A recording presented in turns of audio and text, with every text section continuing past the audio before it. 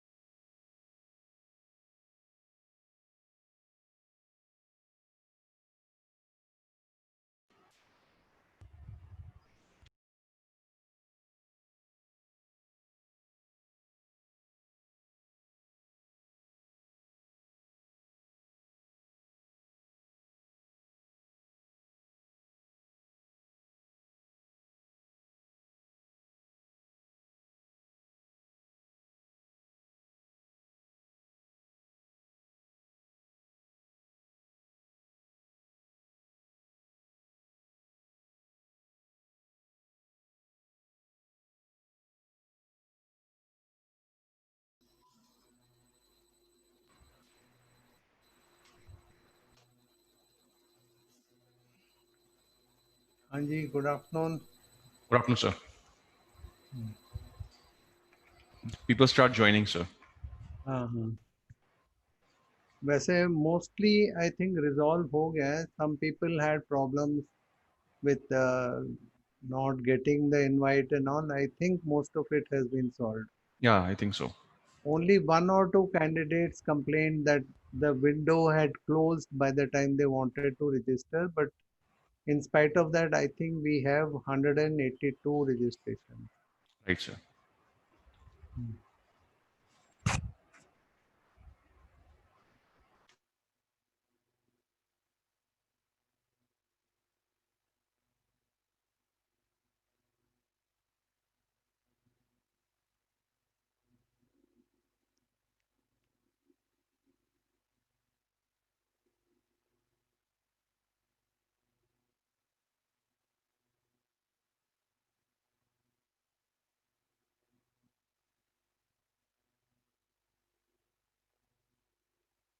I've spoken to Principal Sir, I've spoken to N.R. Bhanumurthy,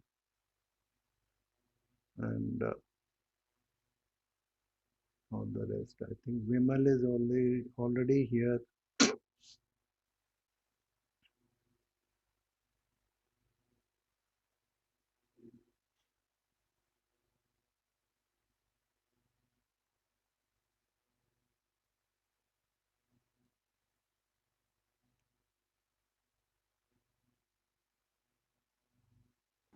Good afternoon, sir. Good afternoon, Arun. I'll just join. I am having my lunch actually. Please. Yeah.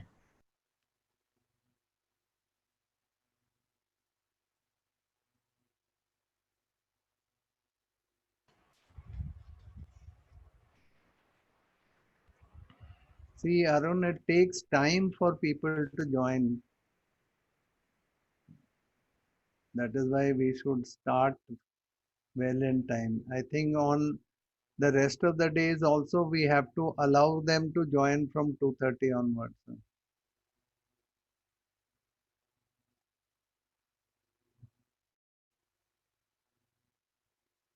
There is one problem that happened in today morning in Banswara in Rajasthan. Mhm. There were some riots. I think it may be because of farmers' agitation. Okay. And some two participants from there, they said that they have blocked all the internet and broadband facilities. Oh, So, so we'll provide them some material in later on. so I said, okay, we'll see what we can do. So the Right. session is getting recorded. It's live on YouTube as well as we'll give recording. So that can be announced.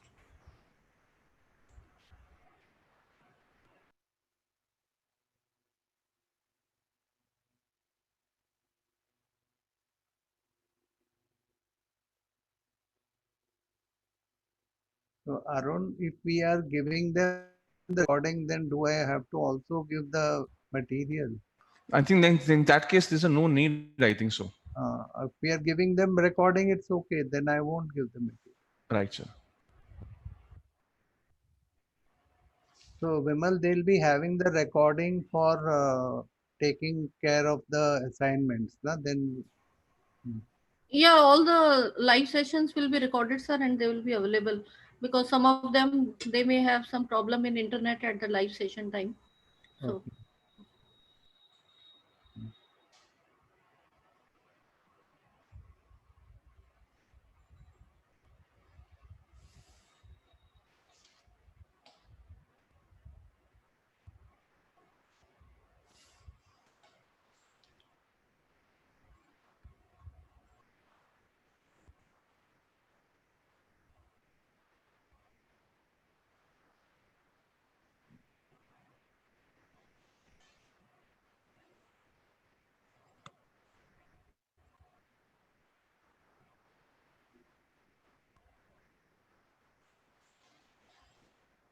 Mohit, are you there?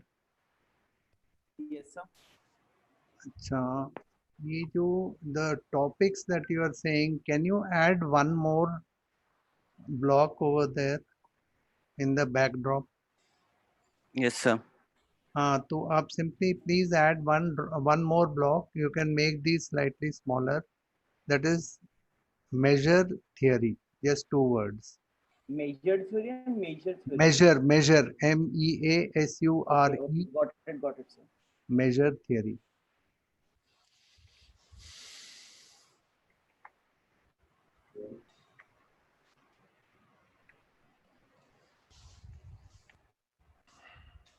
This was not there in the original topics, but I have added.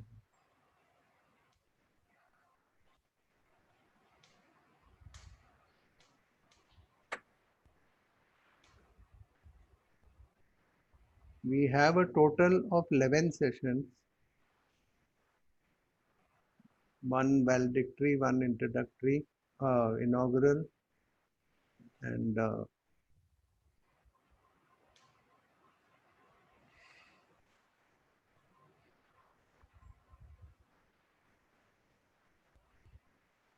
Mohit, you're taking care of all the links which have to be put up for them.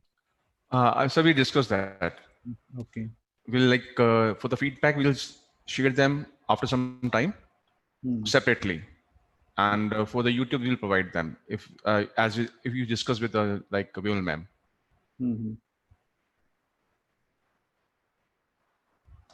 And what about the this thing? What about Moodle? Moodles will tell them. Okay. Right. We'll give them the link tomorrow. I just discussed with them, Mohit, but we'll tell them in advance today. Yes, sir.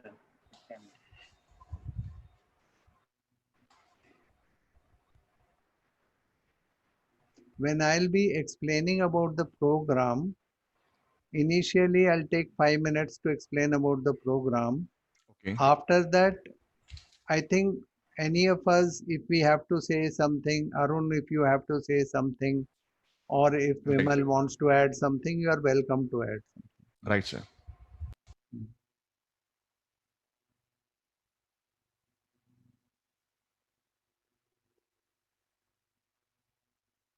Participants are coming very slow. It's only 37 people. We have 100 and another 150 people have to join.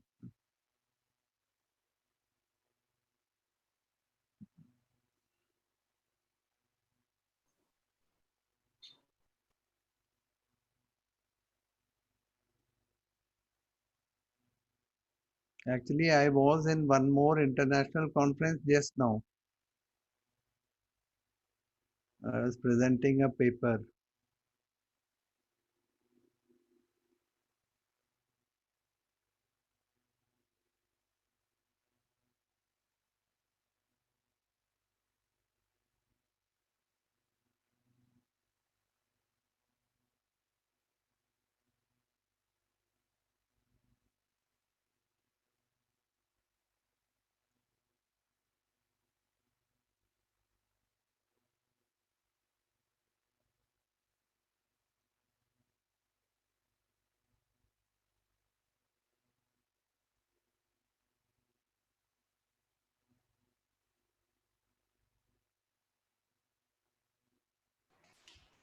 हाँ जी, good afternoon ji.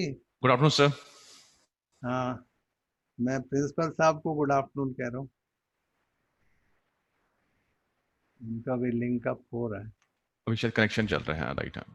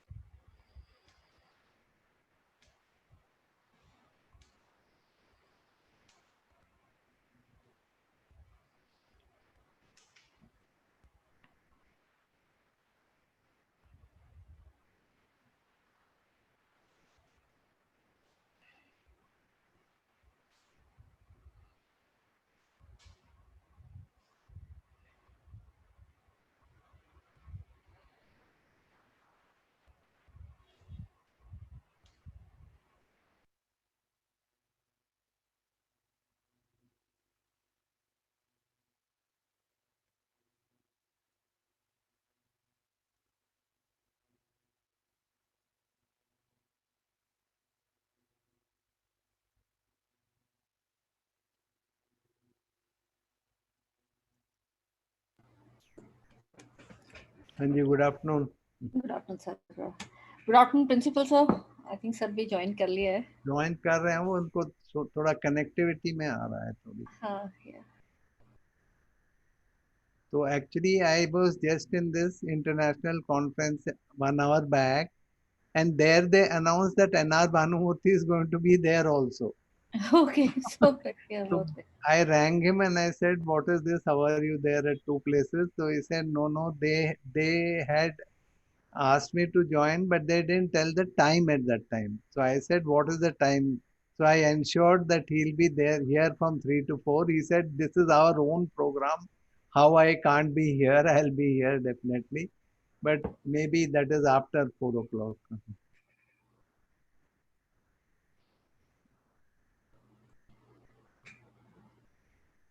Arun, this was that Indian Institute of Finance, JD Agarwal.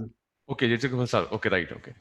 So they had a very big conference, some 28 countries and all, some 100 papers being presented. Okay. So usme I had one session as keynote speaker and I presented one paper. Okay. Presented paper also. That's good. And,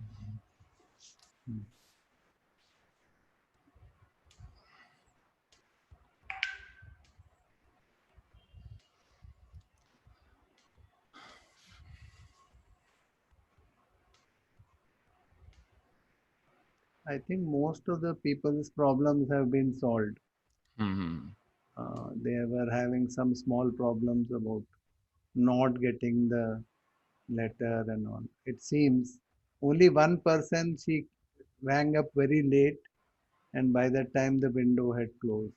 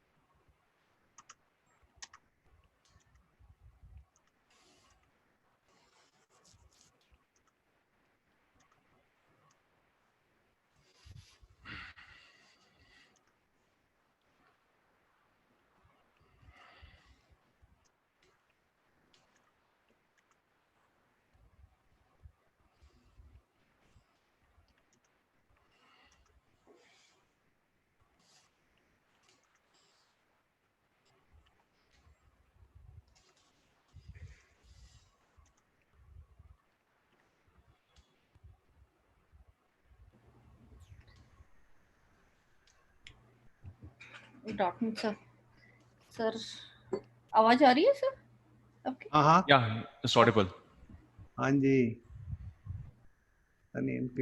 There is some problem with his connectivity.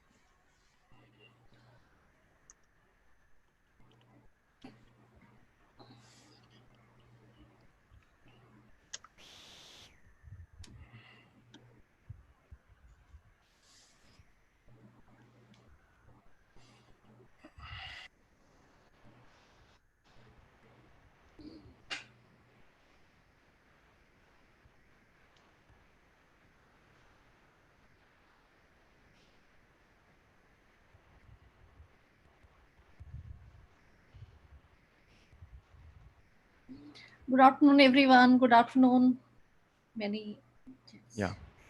Good afternoon.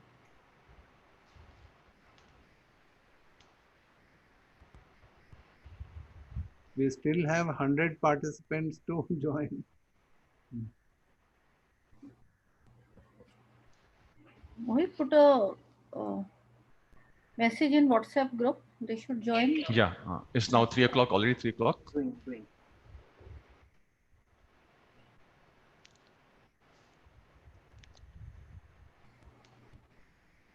Principal sir is there? Yes, No, sir has joined. Yes. Okay, Yeah. right. I think he's having Sachiv. some problem with the connectivity. Connectivity, I think so, right. No, you are audible and I can view you. There is no. Sir के और भी बहुत सारे Okay. काम हैं as principal. Yeah, he's multitasking. Good afternoon, sir. Good afternoon, ji. Good afternoon. Right.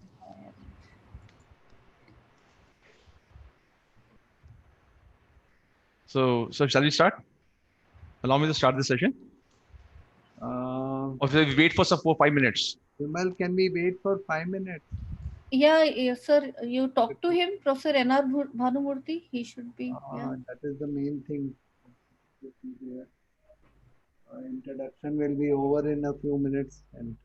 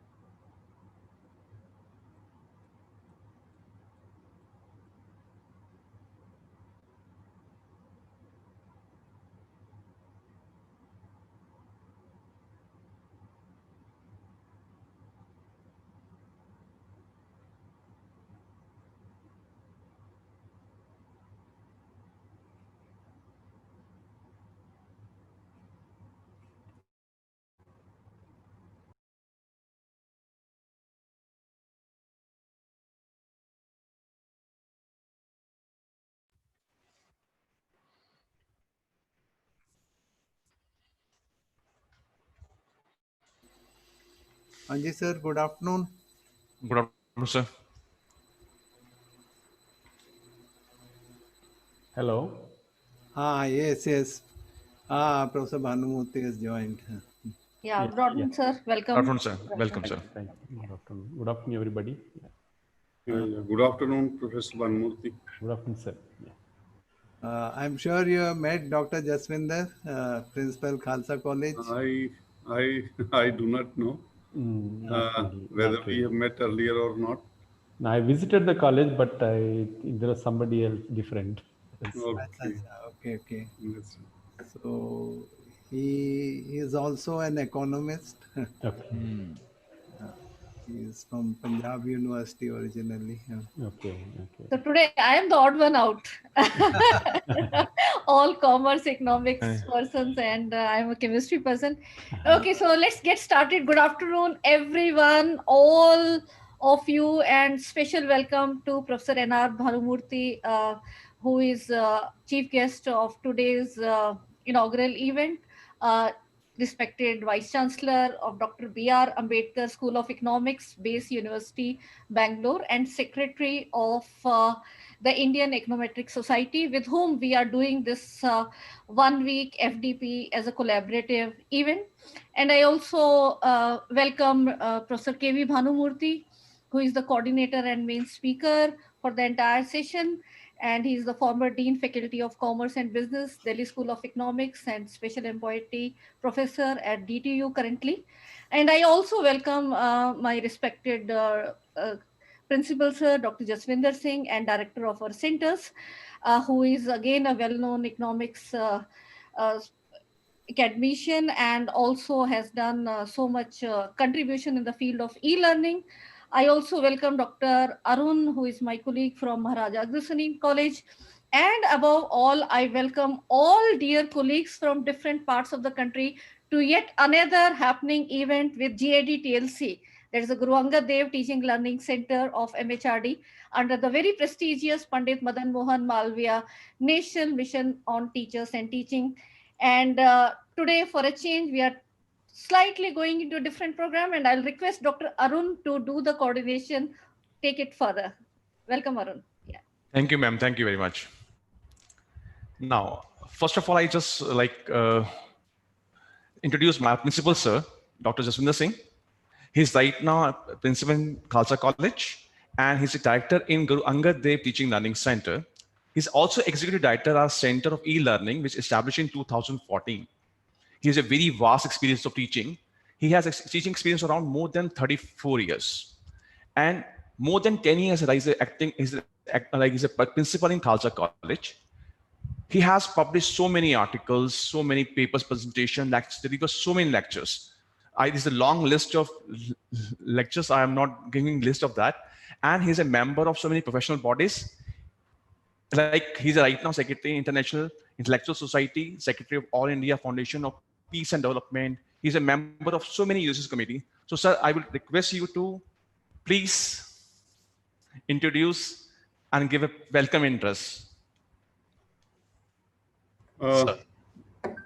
Thank you, Dr. Julka, Arunji, for saying very good words about me. So this is a long list. Actually, I just tell everything. No, thank you. No, I understand that. Let me begin by extending a very warm welcome to Professor N.R. Banmurthy, who is the Secretary of Indian Econometric Association and a well-known statistician and economist in our nation. And Professor K.V. Banmurthy, who is our colleague and mentor of many of us, especially in the field of research. Professor Banmurthy, who retired as professor from Delhi School of Economics, Department of Commerce. And now, after that, he is helping the teachers in the different capacities in our centers, which have been set up by the Ministry of Education, Government of India, the 3 centers which Dr. Arun Julka was mentioning. Dr. Vimal Raj, who is our colleague and in fact, the brain and spirit behind all our centers. She is a teacher in chemistry and a very prominent person in the field of e-learning and the content generation. E-learning, if I say that, has been given a big push in India. It is primarily because of our team, of which Dr. Vimalar made very substantial contribution. And we also have, our chairperson of our departments, Professor A.K. Bakshi, and who is the Vice Chancellor of PDM University in the National Capital Region of Delhi. And today he is, because of his commitments in his own institute, he is in his own university, he perhaps is not available with us. Dr. Julka, who is like me, teaching in University of Delhi in one of the colleges, a very prominent college, Maharaja Agrawal College, and who has been the bone of our training programs in a number of ways. Not merely, it is not sufficient to merely design the program. The execution of all the programs is much more challenging. Dr. Arun Julka has been very innovative and very helpful in designing these programs, which are meaningful and which we have ensured so far that these should help the teachers. These should make some advancement in the knowledge of the teachers. And our participants from different parts of our country, a number of you have joined from the different universities and colleges, both directly on the Zoom platform that we are offering you, and also on YouTube. All of you, Khalsa College, being part of the University of Delhi, is very happy to organize this very special FDP program. Dr. Vimal will give the detailed analysis of what exactly we are doing and the contributions that we have made in the field, not only in sciences, but especially in economics, commerce, and business economics. And Dr. Banamurthy, Professor K.V. Banamurthy has been the central figure in all these programs. The current program which we are organizing in association with Indian Econometric Association is a very special program where we shall be, training the teachers, not training, rather exposing them in the field of empirical research.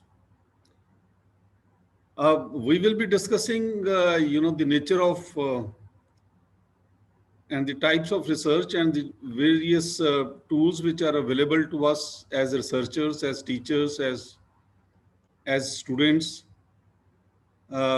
We shall discuss all these during the course of our program, but what is important to understand is that not many of us may be knowing or may be equally efficient in handling the empirical challenges.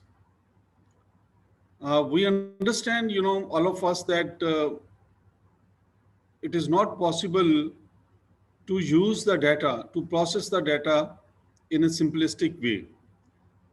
There are many corporate entities also which are coming up in the field of research under the name of data analytics, and which are doing research, either the sponsored research or they are doing the projects for various corporate entities. But merely summing up the data and giving some leads is not enough for the empirical research. The challenge before the empirical research is to combine this information and see what policy formulations can be arrived at. The research which is not relevant from the policy point of view is useless research. So therefore, it should be, the policy relevance may be at our university level, at the corporate entity level, or maybe at the international level or the national level. Many of us know that, the various departments in the government of India and also the various research institutions, they sponsor the research, which is both qualitative and empirical in nature. But, the qualitative research also needs support of for the proper synthesis with the empirical data. So therefore, it is very important to understand what is the nature of empirical research, whether the methods which we use in the collection of information, do they influence our inferences? And, ultimately, if it is a huge data and it is going to be relevant from the policy point of view, then we should be very careful in drawing the conclusions from this research. And therefore, all the precautions, whether the statistical difficulties or the empirical difficulties, or while collating the information, we should be careful in drawing these conclusions so that it becomes relevant and it does not lead to any duplication. So therefore, this FDP is of a very, very special nature. where the modeling, the qualitative and quantitative methods of research, and the various tools which are available both as teachers of economics and also as teachers of mathematical economics and statistical and the as econometrics, the trained econometricians, we should be trained to, and we should be careful about the background against which we are making our research.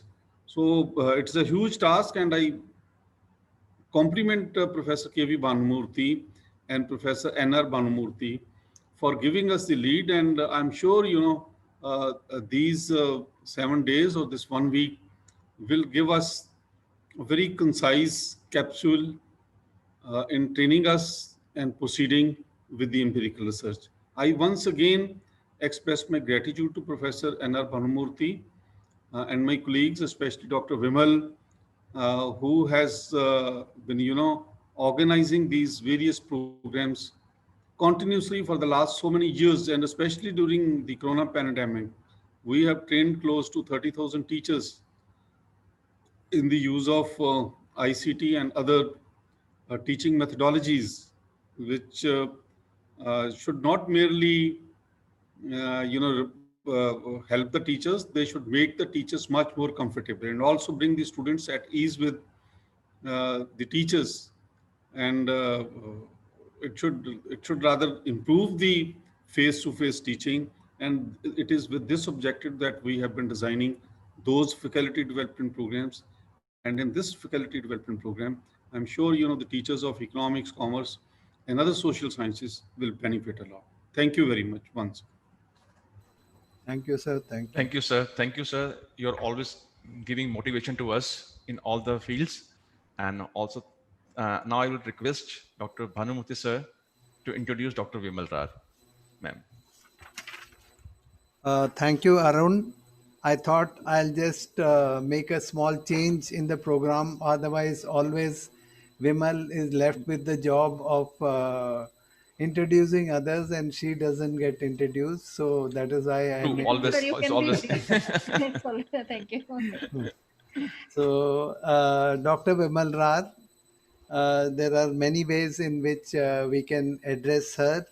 She is the project head of GAD-TLC, which is Guru Angad Dev Teaching Learning Center under Ministry of HRD, under the prestigious Pandit Madan Mohan Malviya National Mission on Teachers and Teaching.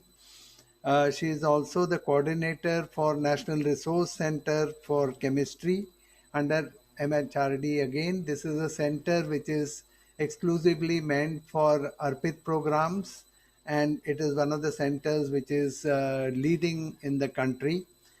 And she is also the deputy director of our first center, which Arun had mentioned, that is Center for E-Learning. All of us have been working in these centers as a team, but uh, needless to say, she is the guiding spirit in all of these and the organizational force behind it. She is a senior faculty in the Department of Chemistry, SJTB Khalsa College, and I must say that maybe she's next to the principal, maybe she is the faculty who spends the most time in the college. Uh, Dr. Vimal has done her MSc and PhD from Delhi University, and also her postdoctoral research from IIT Delhi. She has had her experience both in the corporate world and in teaching for quite a long time now, and she quite symbolizes the advent of the tech savvy teacher. There are many other achievements in terms of books, journal articles, and even a patent and so on. So there is a wide range of interests which she has displayed. She is also known to be an edupreneur, that is a educational entrepreneur. And in fact, there is a term in economics which we call an intrapreneur. An intrapreneur is one who is not outside the organization but being within the organization comes up with all innovative ideas and schemes. So I would say that she is quite an entrepreneur. And then she has been in academic administration because she has been in various committees in UGC, the online courses regulation committee, the AICT committee on NEET, which is National Education Alliance in Technology, and so on and so forth. So she has got a formidable list of associations and affiliations at different levels. And as it has already been mentioned, she is a major creator of e-content, both in terms of the academic, administrative, and the technical guidance for a large number of MOOCs, as it may be known to many of you that in Swayam, the major, almost 3/4 of the MOOCs in the first round had come all from our centers, and largely she is responsible for it. There are various awards that she has got, like the Delhi Ratan Award and some awards from the Ministry of Education at Bahrain, and also the Edupreneurial Innovator Award, to name a few. So, Vimal, I just welcome you. You said you don't have to invite you for your own function, but I thought that let me just change the format a little bit. And so now the floor is yours. Let people know about all our three centers and what we have been doing. And from there, I'll take on. Thank you so much, sir, for your kind words and giving a formal introduction also for me. Respected Professor N.R. Bhanumurthy, respected K.V. Bhanumurthy, sir, respected Dr. Jaswinder Singh, my dear colleague Dr. Arun Julka, my entire technical team, and again, my dear participants, welcome on behalf of GAD-TLC to this event, and welcome on behalf of my governing body HTTB Khalsa College, and all the support that my governing body and principal sir has been providing for making all the uh, e-learning dream, which actually I will give credit to Professor A.K. Bakshi, who has been the visionary. And our journey as a team started a decade ago at IISS Delhi University when we initiated the e-learning journey. And then after that, in 2013, we got the opportunity and we formed this team at our college level, actually a national level team, where more than 2000 teachers across the country contributed for EPG Pathshala project, and that has been the game changer for our contribution to going to a very, very massive level, because working at the ground level we realized that teachers are lacking in the skills where good writing and as well as the technical skill. And now this FDP will be focusing on the research component, which is equally very important from teachers point of view. And I will just share my presentation to apprise you about some more details. Many of you may be aware, but it becomes my duty for the new joinees also to be aware about our center, because this is not the only program. You can keep benefiting from us and you can keep contributing in this mission that we have started. So Guru Angad Dev Teaching Learning Center is a center of Ministry of Education under Pandit Madan Mohan Malviya National Mission on Teachers and Teaching Scheme. And we have been seeking blessings from Bharat Pandit Madan Mohan Malviya ji, in whose name the scheme has been named at national level, and from Guru Angad Dev ji, the second of the 10 Sikh Gurus, in whose name we have kept our prestigious center. And we are taking blessings from these two uh, gurus, and we are taking this mission of training teachers. And we have state of art training lab infrastructure as well as video studio editing team, where we have developed the new age skills, that how a tech savvy teacher can be overall groomed and what all skills are required. And with this different proposal, we got this center, which was inaugurated by none other than Smriti Jubin Irani. On 1st July 2016, she inaugurated our center. Let us hear some words on this inaugural event.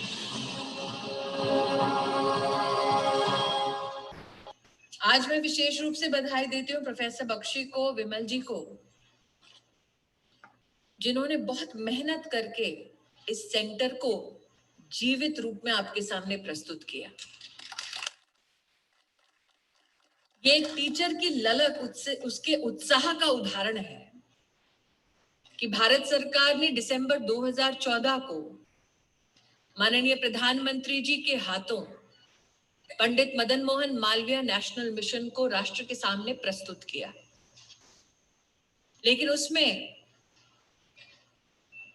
हमने एक शर्त रखी कि जो भी इस project से जुड़े वो स्वयं एक अनोखा टीचिंग लर्निंग का प्रस्ताव लेकर आए, और उस प्रस्ताव में जो अनोखा हो अथवा वो प्रस्ताव अगर शिक्षकों के माध्यम से आए तो विशेष रूप से हमारा सहयोग ऐसे प्रोत्साहित शिक्षकों को जो दूरगामी परिणाम देख सकते हैं, ऐसे शिक्षकों को समर्थन करने का हमारा प्रयास रहे।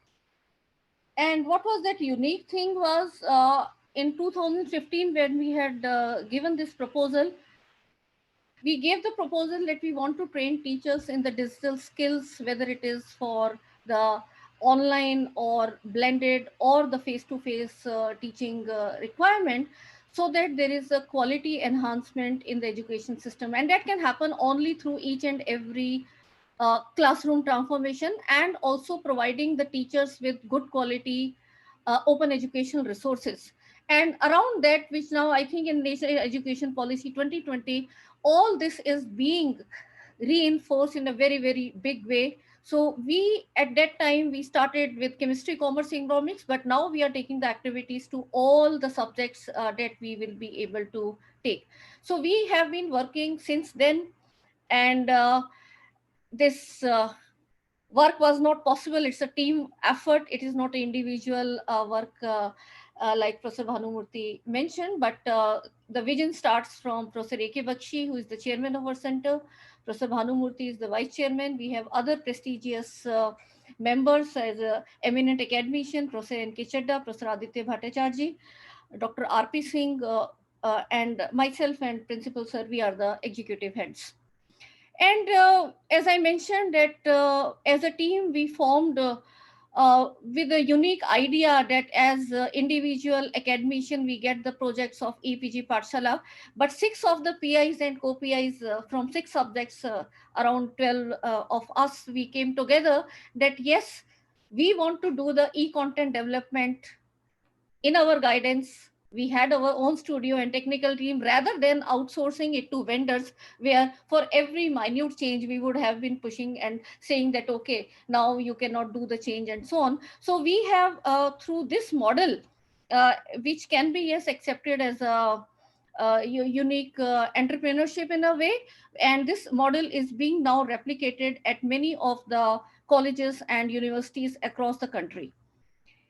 So teachers have to be given these facilities of studio and the various technical tools, and we are preparing continuously on that. In EPG Pathshala project, we have successfully delivered 89 courses in 4-quadrant module format, each course having 35 to 40 modules. So I was just counting, it is around more than 3,500 modules only for this project that we have developed. And all these are available at inflibnet.ac.in, and you all, dear colleagues, especially most of you are from commerce and economics, you can commerce, economics, and some colleagues from business economics, you can benefit in your classroom and as well as share it with your students in this corona time. It is being now appreciated much, much more than ever. And out of these 89 courses, 42 MOOCs were created, and they are also available on swayam.gov.in. There is slight modified version you will find, because MOOCs we had done after EPG Pathshala. So there will be some change in some of the modules, and you can, depending upon your choice, you can take any of these. And all these courses are available under the non-engineering section on swayam.gov.in, which you can refer it to your students.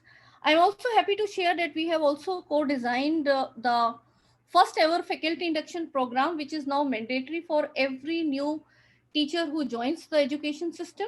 And I'm happy that and thankful to the ministry for giving us this opportunity and putting my college name on this very important historical document, after which the shape of the trainings, which earlier orientation and refresher courses were not having any proper content framework, but now it is a uniform content framework which has been adopted. And you look at this, especially the e-content, ICT, and the various research in higher education, the pedagogic techniques, all this has been our contribution in designing this. And as a reward, awards rather than awards, other awards, I take these as the awards to us. We got the National Resource Center of Chemistry, where we had the mandate of preparing online refresher course for chemistry teacher under the ARPIT scheme. And from last 2 years, we have been successfully uh, catered to almost more than 8,000 teachers in ARPIT program. And our quality of content has been rated one of the best by Ministry of Education. And now I have come up with the Teachers e-Kit 2.0 version, where embedding the requirement of National Education Policy 2020, we have this Teachers e-Kit modified, and you also can become a part of this contribution as well. So keep looking at our programs. I'm sure many of you are already part of our programs. And yes, you can also be contributing, and how it can help you now with again our team's effort and repeated requests at UGC and MHRD. I'm happy that in UGC CAS regulations as well as for AICT, now the e-content is being, this contribution is being rated equivalent to the other form of publication, which are research publication. So for research publication, you get around 10 to 12 APIs, depending upon whether it is national or international. But for e-content, one module will give you 5 points, and that is what the requirement. But don't think that it is something very easy. You make it so good, and it is so satisfying that when you see that, okay, this module I have contributed, and it will be benefiting in improving your quality of teaching, as well as also helping other teachers to take that clue from you that you have written in this teacher's e-kit in their class. And also this e-content per module, this is the thing where you can also apply for MOOCs, for SWAYAM, and other projects are also now evolving on this, where individual teachers will be given these, and this is the time where you have to upgrade your skills in ICT, and all this can be beneficial to you. And post corona, as rightly mentioned by principal sir, we have now gone into online activities, and I'm happy to share around 25 FDPs we have already started and conducted, and more than 50 webinars and workshops, and the list is ever going again increasing. And I'll also invite on individual basis, some of you will like to collaborate with us, you can write to us and join our Telegram link. And I welcome you again on one more event which is upcoming. Those who have not learned the LMS Moodle till now, we have conducted this earlier also, they can also join. We have a FTP coming from 11 to 17th October, and more details will be shared in your group as well.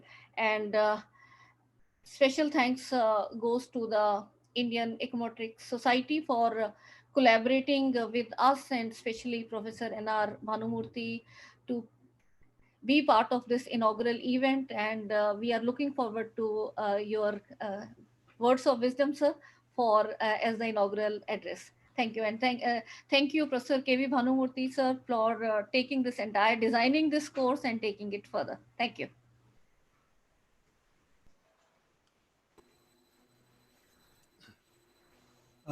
Thank you, ma'am. Now, I would again request Dr. Bhanu, sir, to welcome our chief guest, Dr. N.R. Bhanumurthy. Yeah, thank you, Arun. I'll just give a brief introduction with his resume, Yeah. which I have got it from the net. Pardon me if it is not the latest, I'm not very sure. But from my knowledge, I've just updated it, at least with his present designation and whatever I have known him. I've known him for a very long time, and it's a very interesting relationship that because both of us share the same name, and very often it happens that people come and you know confuse the two of us, and sometimes I get some congratulatory message and sometimes it's the other way around. So it's a very nice interesting relationship. Thank you, Professor Bhanumurthy. And I think this had to happen where we have been interacting for so many years.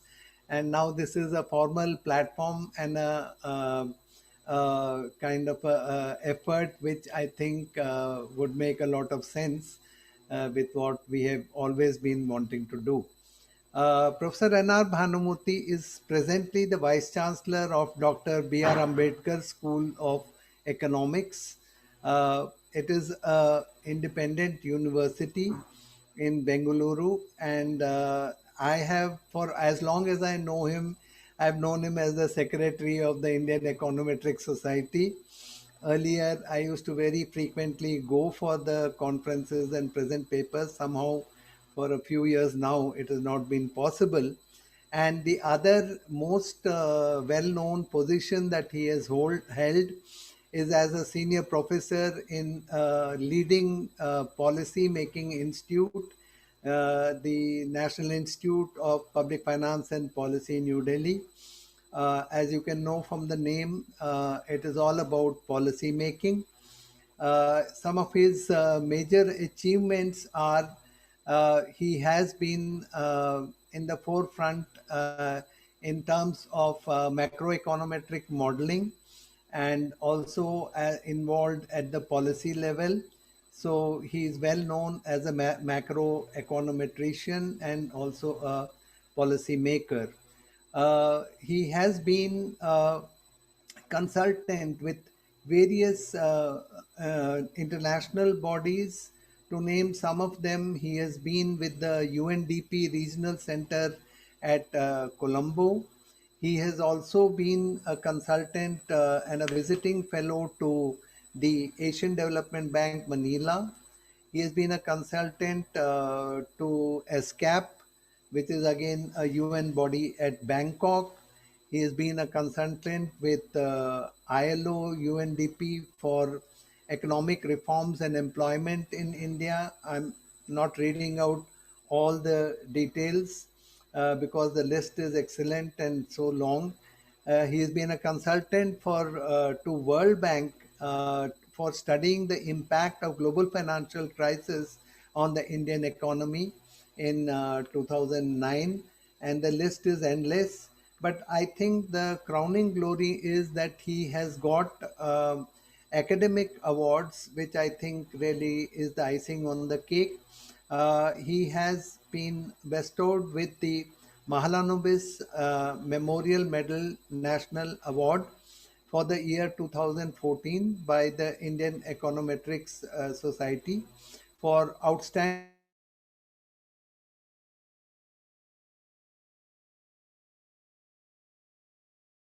prize in social sciences economics for the year 2015 by the ICSSR and ISEC Bangalore for high quality research and for significant contribution to social science research in India. Apart from this, from what I could gather, he has also got many best paper awards, but I will read out one of the recent ones. It is the best paper award for research on financial globalization and economic growth in South Asia, awarded by Bank of Indonesia, the Central Bank Indonesia, that is the Central Bank of Indonesia, during the 12th annual conference on maintaining stability and strengthening momentum of growth amidst high uncertainty, held at Bali, Indonesia on 30th and 31st August 2018. So since the time is short, I also cut short my introduction and thank you once again for being here. You're welcome. You have around 15 to 20 minutes to give your inaugural. Yeah. Thank you so much, Professor Bhanumurthy, for introducing me. And first of all, let me thank uh, Dr. Jaswinder Singh, Principal SGTB Khalsa College, Dr. Vimal Ra, then Dr. Arun Julka, and of course, Professor Bhanumurthy for this event, especially on faculty development program on fundamentals of empirical research in collaboration with the Indian Econometric Society. Um, I would like to thank Professor Bhanumurthy for inviting the Econometric Society to collaborate this event, especially because the Indian Econometric Society is known for undertaking applied research in the country. Just a few words about the Indian Econometric Society. I think somebody is sharing the email. Some screen is shaved, I don't know. Okay, let me go ahead. Yeah. Can you hear me? Yes, please. No, we can Yeah. Okay. Thank you. So let me share a little bit about the Indian Econometric Society. As Professor Bhanumurthy pointed out, who is also one of the longest serving life member of the Indian Econometric Society. This society started in 1960 by none other than Professor C.R. Rao, a very distinguished mathematical statistician of this country. And it's also very important for me to highlight that Professor C.R. Rao has actually completed 100 years on the 10th of September. And we had a very good conference. And in fact, he celebrated his 100th year. He is currently staying with his daughter in the United States. So we had a good interaction with him. So the Indian Econometric Society has been actively, strengthening the applied economic research in the country. We have a very distinguished past presidents. Many of them are from Delhi School of Economics. And we also have many activities like this, where we do have workshop and training programs for a lot of youngsters across the country, and also for policymakers. Like we also train the Indian Economic Surveys, Indian Statistical Surveys. So we do a lot of activities to help strengthen the applied research in this country. We also have many awards. And again, most of them are related to Delhi School of Economics. That's the reason I'm trying to tell you about it. Even we do have an award in the name of Professor A.L. Nagar, who was Pro-Vice Chancellor of the Delhi University. And now that Professor C.R. Rao has completed 100 years, just yesterday, we have finalized a scheme called Professor C.R. Rao Centenary Gold Medal for lifetime contributions to the mathematics, statistics, as well as quantitative economics. So we'll be coming out with an advertisement for that soon. Coming to this, FDP, as Professor Bhanumurthy pointed out, I have been working in research institutions all along. And now this is the first assignment where I'm actually dealing with students and also dealing with the UGC and other requirement. So there is two things. One, there is a requirement, as Dr. Vimal pointed out, that you also have some point system and all those things. But I think most importantly, as the Prime Minister pointed out in the recent National Education Policy Program, I think what is important for this country is to have a flexible, at the same time, very qualitative, high quality research in this country. I think that is something that we need to strengthen. And I think that is where this whole e-learning concept has come up. And I think it's also because of this COVID or Corona, I think this is an opportunity for us to really strengthen the capacity not only of the departments but also the researchers in undertaking empirical research in the country. A lot of times, I'm sure Professor Bhanumurthy knows very well. A lot of times what happens is in the classrooms, most of the syllabus is actually meant for theoretical kind of a, learning, where, the students are actually forced to by heart or maybe replicate those kind of things in the examination. But I think that is something that the new education policy wants to, reduce that kind of a learning. And I think what is more important is you need to have some kind of applied as well as empirical research in the country.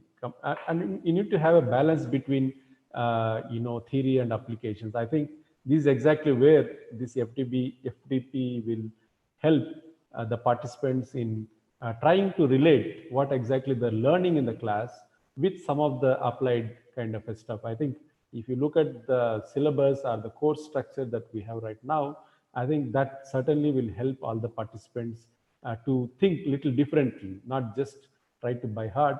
I think to think little differently and to be little more innovative. And I think that's where this whole the FDP is going to come up. I will be a little biased on economics because I am from economics. The problem with economics is that they don't know anything other than economics. So I'm sorry about it, but I know Dr. Vimal is laughing on that. So we economists are very, very bad in appreciating other subjects. So, so please bear with me when I give some examples about economics. And this FTP, which is called Fundamentals of Empirical Research, tries to really bridge the gap between what exactly the students learn or the teachers learn, our teachers teach in the class, to what exactly the reality is. There are lots of things like, I keep telling to my, whenever I go for some training programs, the theory is one part of it, but when it comes to usage of theory, especially for public policy making, I think that's completely different game. In fact, I keep arguing theoretical economics is very different from empirical economics, especially since I'm working on macroeconomics. In fact, some of my slides when I go to the training programs, my last slide would be very simple. Theoretical macroeconomics is different from empirical macroeconomics.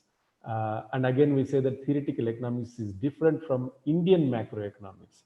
So I think the theories that we read, especially when we keep reading about the Western theories and trying to apply, use those kind of theories in India, particularly for public policy making, I think that we may be doing injustice if you don't bridge that gap between the theory versus the evidence-based policy making. I think the evidence-based policy making becomes very, very crucial.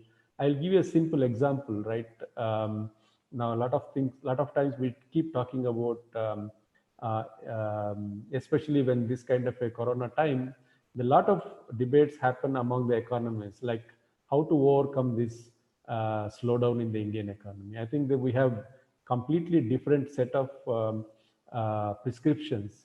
There are one group which talks about, government has to push more resources, government has to spend more resources. But there's another group that say that, no, wait, you need to really look at the past. I think especially when you want to look at the post-2009 global financial crisis, I think India went with other countries and spent more government expenditure. And what happened was that the post-2009, we actually ended up with no change in the growth, but at the same time, we ended up with a double-digit inflation of 12% or 13%. I think that's very important for us to understand. Now, if you simply go with Keynesian identity of y equal to c plus I plus g plus x minus m, now we always think that whether the government expenditure, whether it goes for consumption or for investment purpose, we expect that the GDP should go up. But I think that's where we do a mistake, and we need to understand the impact of what are the expenditures, whether it is going to impact the real GDP growth, whether it is going to impact inflation. So we know very well any expenditure that goes to impact inflation is not a great policy, prescription. I think this is the kind of a difference you will see from the textbook macroeconomics to the empirical macroeconomics. So this is exactly where we keep differing. I can very clearly tell you the current, differences among economists in terms of reviving GDP growth is purely because of the differences in terms of the empirical research we would have done back home. I think that is the crux of the kind of a discussion, the divergence that we see. In fact, it's like my research versus your research. Like, I think I always say that, none of this theoretical kind of thing that we read in textbooks, again, they are not very permanent. They are time varying. When I say time varying, those relations keep changing. I just want to give one simple example. If you are estimating a relation between consumption and income, consumption is a function of income, right? You estimate that C is equal to alpha plus beta Y, but the beta need not be constant all the time. And beta need not be same for across the countries. So what I'm trying to say that particular coefficient that we talk about keep changing over a period of time and also keep changing across the board. That means there is a cross-sectional variation in the beta coefficient, and there is also a variation over a period of time. And if you want to have a good policy measure, we need to keep estimating this beta all the time. Okay, and this is exactly what few centers in India keep doing it. Especially, I can tell you, the RBI, Reserve Bank of India Research Wing, they keep estimating these parameters all the time. Then only you can really have a forward-looking kind of a policy, measure. Otherwise, what we do is you take the parameters that are estimated some 10 years back. I'm sure those kind of parameters, if you use it right now, will end up in a wrong policy prescription. So I think when it comes to policy research or evidence-based policy research, the empirical research becomes very, very crucial. And within the economics, empirical research has actually picked up in a big way. I'm sure all of you know, in the recent period, the Nobel Prizes have actually gone for empirical research. Like Abhijit Banerjee and Esther Duflo, they are known for doing a lot of empirical research, especially on poverty and poverty issues. We talk about randomized evaluation. All of us know that in statistics, we read something called student t-test, right? And this is not very different from what they have done, except that the way they collected the sample, the way they collected is little more scientific, little more, the way it happens in biological sciences. I think this is exactly what they have done. In fact, even during COVID-19, all these vaccines that we are talking about, where we have trial 1, trial 2, trial 3, in fact, this trial 1, trial 2, trial 3 is nothing but the randomized evaluation, where you have one set of group of people where the vaccine has been given, there is another set of people who are not being given. So in a sense, all these things need to be empirical. I think the data, I mean, I'll not come to that issue of data. India has a problem in terms of the databases. And I'm sure we know, especially in economics, all along we keep looking at issues in databases. But I think if you want to really have a very good empirical research, you don't need to really depend only on the published data. I think this is the point I want to tell to the participants who are here. I think you need to have passion for databases or data collection, or observing some of the facts. Then only you'll know. See, once you know how the data is being collected, what kind of data that you have, 75% of your research is complete. Actually, I think this is my learning. although I work on macroeconomics or monetary policy or international economics, but as a passion, I also go to field. We have done some work for rural development ministries. Now there are lots of things that happens at the ground level, which is not been highlighted by just databases. So I think when you go to the field, when you observe some of the things, I think that gives you a much better picture, bigger picture than what we see in the secondary data. I will give one small example and stop there. I'm sure all of you know that there is a huge criticism about MGNREGS, Mahatma Gandhi National Rural Employment Guarantee Scheme. What is the criticism? The criticism is the MGNREGS is nothing but digging the pit and closing the pit. I think this is what has been captured by the frontline media, especially the newspapers. And I think, unfortunately, we researchers also picked up and said that no, MGNREGS is useless and it's just digging the pit, closing the pit. No, but when I went to the field, actually the story is slightly different. The digging the pit and closing the pit is actually given by a journalist, okay? A journalist. So here the problem is the journalist, to be fair to them, they don't need to go into detail, but unfortunately what happened, whatever the journalist has given, we economists have actually absorbed it and started saying that that is the truth. I don't think even a journalist, the same journalist would not put that much faith on the statement that he made. Now, I'll give a simple example why it is not correct. Now, when you look at the work in under MGNREGS, plantation is a big project. Okay, you go to villages, a lot of plantation happens, and plantation is a big component.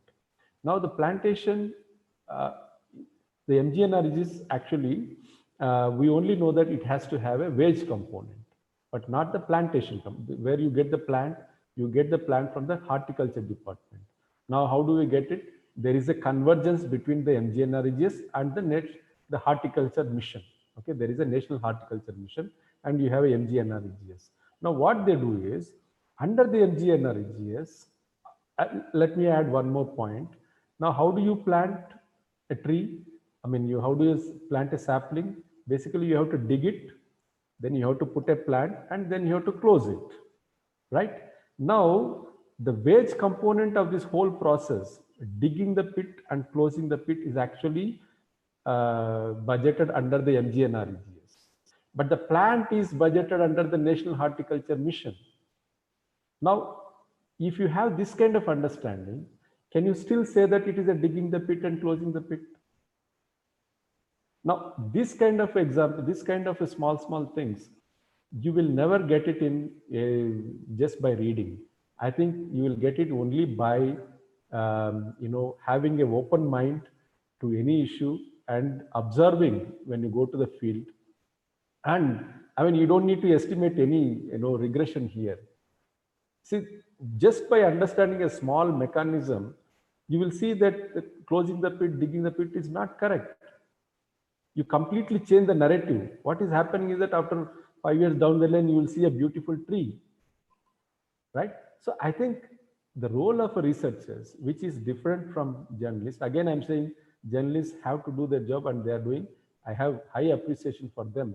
But as an academician, as a researchers, I think we should be wary of this kind of a drastic statement. I think we need to check, we need to recheck. Okay. And I think that's how one should go. I'm sorry, I think there is a power cut. My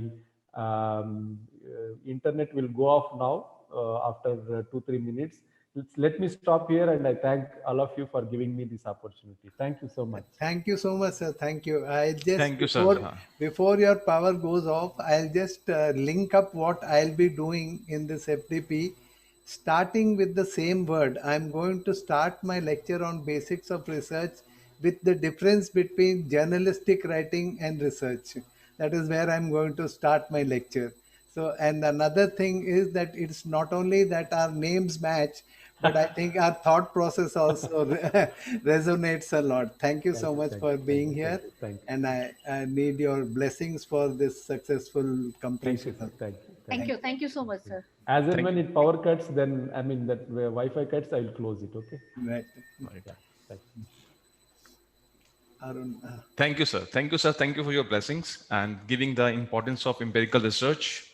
And I think we change our role as academicians and researcher. And now I'm going to for a formal introduction of Dr. K.V. Bhanumurthy, Professor K.V. Bhanumurthy, the main resource person of this 5-day FTP and the person behind this whole designing of this FTP. Professor K.V. Bhanumurthy is a former Dean Faculty of Commerce and Head Department of Commerce, Delhi School of Economics, University of Delhi. Professor Murthy is a PhD in Economics from Department of Economics, Delhi School of Economics, and is presently is a special appointee professor in DTU, Delhi Technological University. He has published three books from an international publisher, 20 chapters in international books and monographs. He has more than 140 publications in all, and out of which 40 international, including Scopus Index Journal. He has 5 international and more than 30 national best paper awards. He has produced 20 PhDs, 20 MPhils.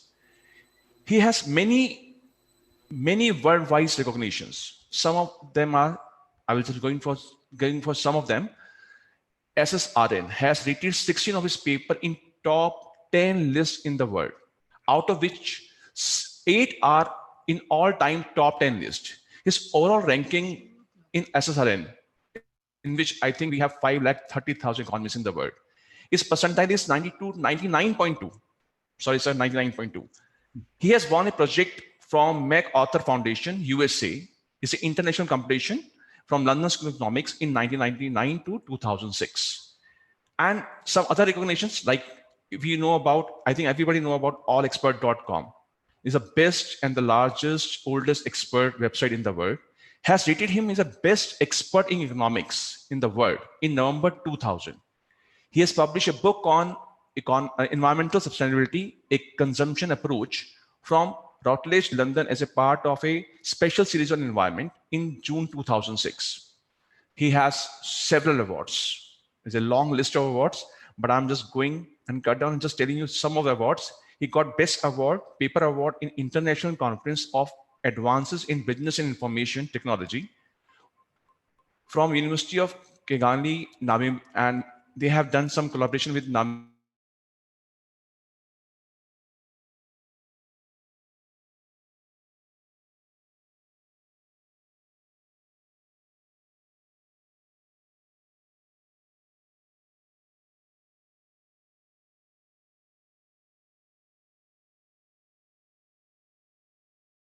I think I'm audible. yes, Am I audible, please. sir? Yes, please go ahead. Yeah. So several best awards. He got award from International Conference in Business Economics Research, Vancouver, 2016. Awarded a silver medal in by Faculty of Rural Development in Applied Economics, University of Debrecen, Hungary, 2011. And he also got Diwan Mehta Award for outstanding contribution to education in November 2010 in Mumbai. Some of the assignments, like there are so many assignments he had. I'm just telling you some of the assignments. External expert in SEBI committee of All India Survey in July 2014, member of SEBI committee, major contributor. He's a major like in our this whole center, he's a major contributor in e-content development, MOOCs, eKit. He's the founder of ELO's online teaching learning methods. Presently, he's working as a vice chairman of the Center of E-Learning and Teaching Learning Center, SCD Khalsa College, University of Delhi. Sir. Thank you, Arun. I'll just take around 5-7 minutes because I know we are running short of time. I want the participants to appreciate what I hope I'm audible. Raman, Yes, sir. is saying- 100% audible. Audible, Okay. sir. Okay, so all of you, welcome to the FDP on Faculty Development Program on Empirical Research, Fundamentals of Empirical Research. And I'll just, first of all, I'll just give you a slight background. It is probably in continuation with what Professor N.R. Bhanumurthy has just said. Uh, I am deeply distressed by the idea that of late what has been happening is that people across the country, both faculty, teachers, students, researchers, are getting into the mode that research just means learning some kind of econometric package. And this is what has actually prompted me to uh, promote this kind of activity, to conduct this kind of faculty development program. As you would see as we go along, I'll read out what are all the sessions that we'll be dealing with. And it was rightly pointed out about by Professor N.R. Bhanumurthy that we are here talking about not textbooks, we are not talking about the classroom. And my very first lecture is about speaking about how we have to blend the textbooks knowledge and the real world, and research is all about bridging the gap between the textbooks and the real world. So I'll come to that in my next lecture, but to give you a basic idea and motivation for this whole FDP, I would put it in a few words. Basically, as I said, that I'm somewhat distressed by the fact that people think that empirical research or research in general and research methodology is only about number crunching. I have done number crunching all my life, but still I feel that we have to understand the fundamentals. We have to understand the basic research methods. We have to understand what goes behind all the modeling. We have to understand. I shall also be speaking about, Professor Bhanumurthy, I'll be very much speaking about qualitative research. I'll be speaking about how, primary survey, about sampling, about all these things which are not just about regression. And I have intentionally taken different stands in this whole FDP so that I wish that people learn research methodology right from the beginning. So that is the motivation for this. So if you, I think we have shared uh, the schedule with you, but quickly I'll go through all the topics. I'll just spend a few minutes on this, and then I'll come to some remarks about how we'll be conducting this FDP. There is also some slight difference in the way in which we'll be conducting this FDP and the way in which we interpret what hands-on actually means. Okay, so the first topic over here is basics of research. Here I'll be talking about the philosophy of research, which is extremely important. And if you go to any of the universities abroad in Europe, in UK, or in the in please, I think those who are managing, please pin me on the screen. Uh, so those who are in Europe and US, and I have many youngsters who are doing their PhDs there. They all tell us that there the whole emphasis is about the philosophy of research. Their whole emphasis is about qualitative research, about grounded theory, about so many things. Uh, Mohit, can you just put me in spotlight? Uh, then the next one, which is related to this, is basics of research, that is problem and design. So we have to first understand what is the research problem and how do we design our research. And then following from that is, as I said, it is all about bridging the gap between our textbooks and the real world. So therefore, the next thing that we'll be talking about is measurement theory. And this is a new topic. Many of you may not be very aware of this. Then there is another lecture on modeling and methods. Modeling is important, but modeling doesn't only mean econometrics. Modeling means a lot more than that. Measurement doesn't mean only econometrics. Measurement means a lot more than that. You have to understand there is a whole lot of theory behind the measure theory. Then Professor Suresh Agarwal, who is a former Dean of Business Economics from Delhi University, he'll be speaking about sampling methods and also particularly about sampling frame, which is something which many of us tend to ignore. Then I'll be speaking about hypothesis testing, and more important thing about hypothesis testing and modeling is finally when we come to the results, then many people fail over there. Okay, and there the most important thing is about interpretation of our results, and that I'll be talking about. I'll give you some methods and tips on how to interpret results. I would want to say one thing here. As far as all my 6 lectures are concerned, I can assure you 90% of what I'll be saying in these lectures will not be available in research methodology textbooks. Please take it from me. Okay. And that is another purpose of organizing this FDP. And then we are going to have one session by a colleague, a former colleague of Professor N.R. Bhanumurthy, Dr. Amarnath. Like just now, even Dr. Jaswinder spoke about how we should be, even N.R. Bhanumurthy spoke about how we should be conscious of data. And so he'll be speaking about how to use databases. Then before we go on to the final topic, which will be delivered by Dr. Jaswinder Singh on how to write, after all, after learning all of this, the test is if you know how to put across a good research proposal. So that is what Dr. Jaswinder Singh will be speaking about. And then one last topic, as I said, there is a flavor to this whole FDP. Somewhere we are talking about philosophy, somewhere we are talking about very practical things, and somewhere we are also talking here about writing. Okay, what is academic writing? What are the standards of academic writing? What is the skill in academic writing? What are the different kinds of, like when we talk about impact factor, okay, or some H index or I-10 index. So what are all these standards?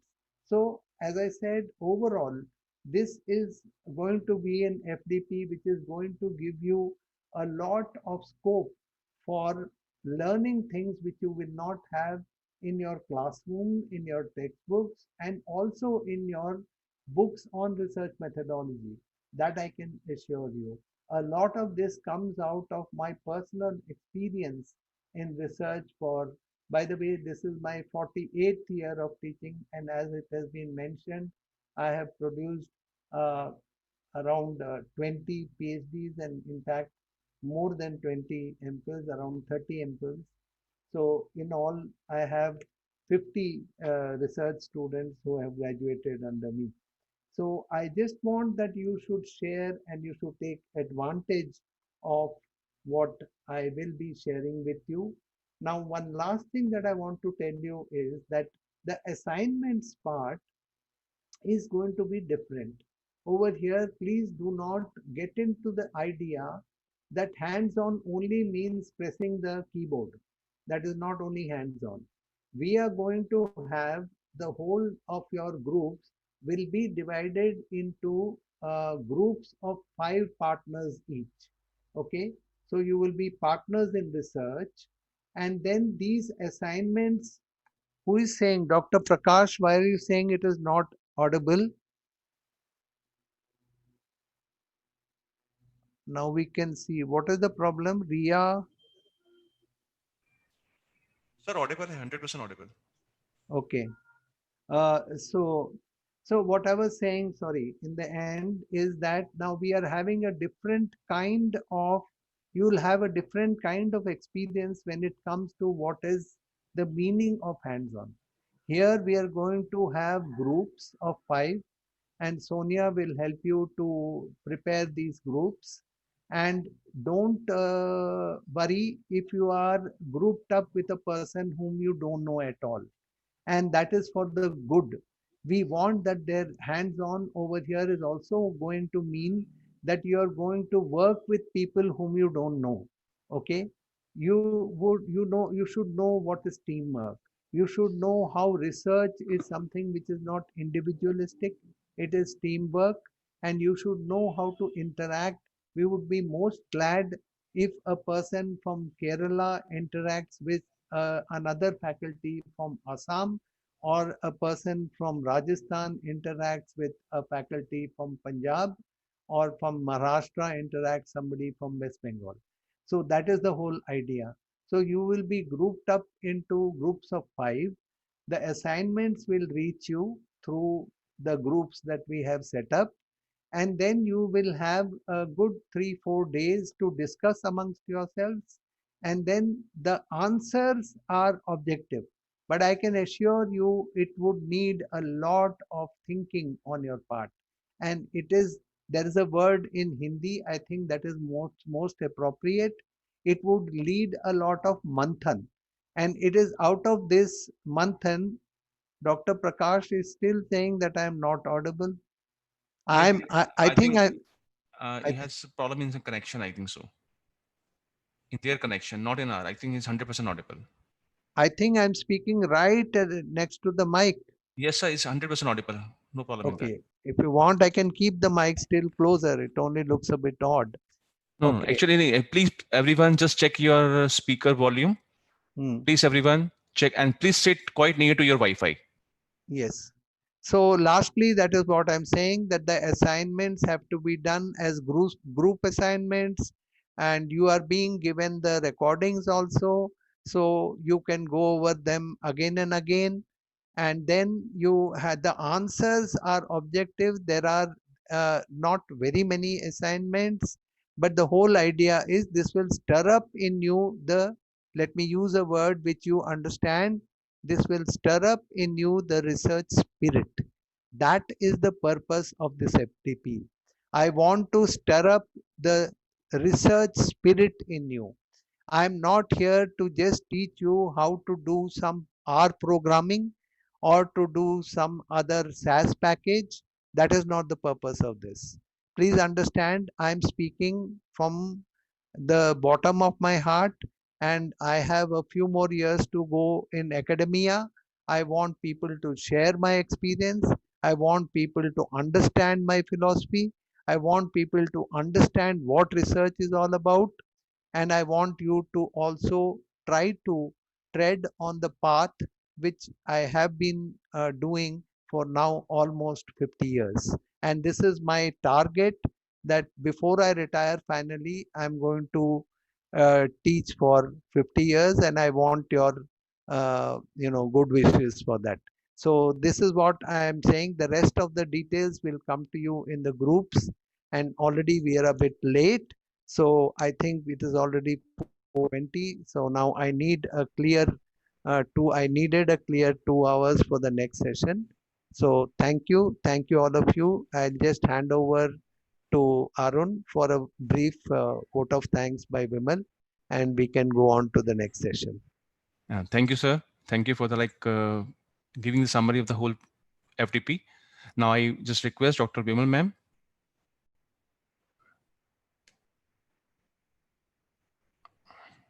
Dr. Vimal Rar ma'am.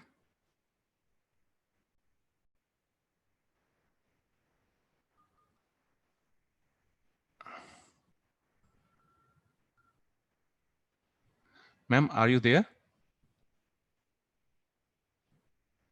I think you give the vote of thanks. Vimal doesn't seem to be there. Okay. Thank you, Dr. Professor N.R. Bhanumurthy, sir, for your giving the insight of this empirical research work over the 5 days. And thank you, sir, Bhanumurthy, sir. Actually, I'm always confused with the both names, Bhanumurthy and Bhanumurthy, sir. So I will thank you to both of you, sir. So now I don't have any word to giving and say, but I will simple say, sir, I think after this 5-day session, we will change differently and we have change in our thoughts and we'll do something different. Thank you, sir. Thank you very much. I'm giving my thanks of vote of thanks in very brief. Thank you, sir. Thank you, Arun. And now I think we are going on to the main technical session 1. So I think so it's better I just give them a 5 minutes break to everyone. Yes. Let's don't go anywhere. Yeah, it's Stay just a 5 put. minutes break, and after 5 minute break we'll start the session. Yeah. Thank you. Thank you, sir. So it's just it's a water break. You can say tea break. Yeah. Anything.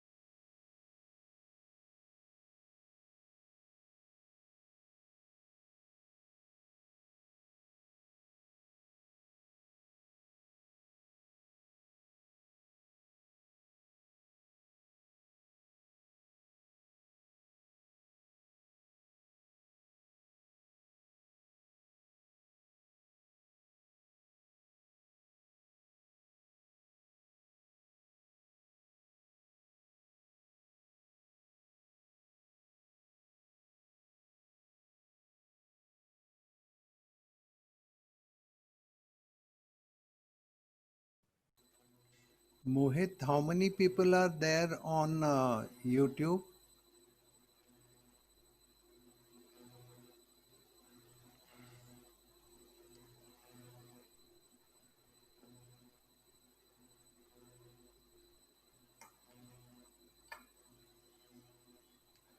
Can we start, Arun? Yes, sir. Okay, give them 30 more seconds and then we'll start. Okay, yeah, 1 minute. Let me also take out my presentation. Right, sir.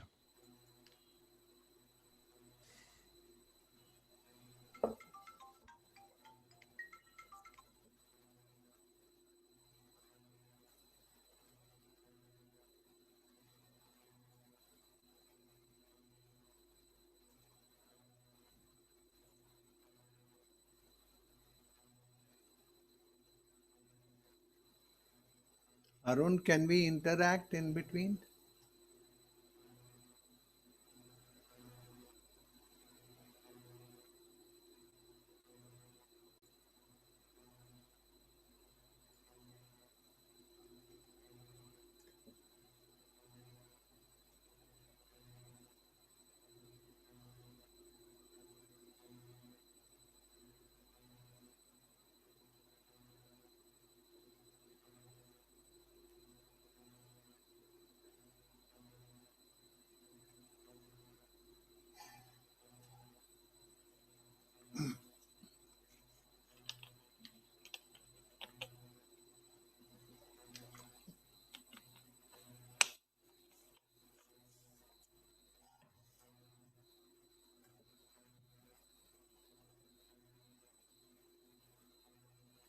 Yes, please. Arun, I'll be starting now.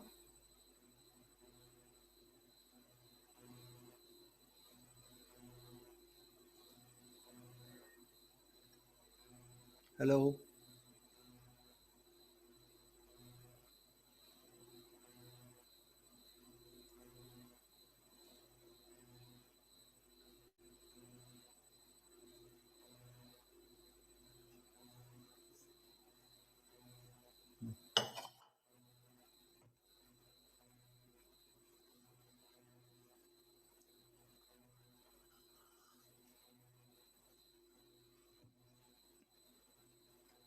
Arun, can we start?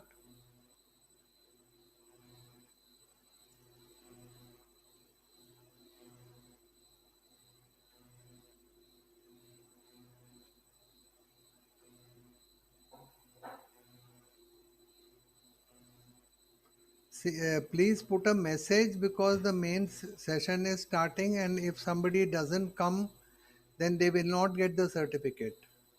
We have 182 people registered, and if there are 7 on YouTube, then the total is coming to only 145 or 46. So that means another 40 people have not joined, and if they don't join, they will not get the certificate. We need 100% attendance. Please put the message. Sonia, put the message on WhatsApp group. They have to join, otherwise they will not get the certificate.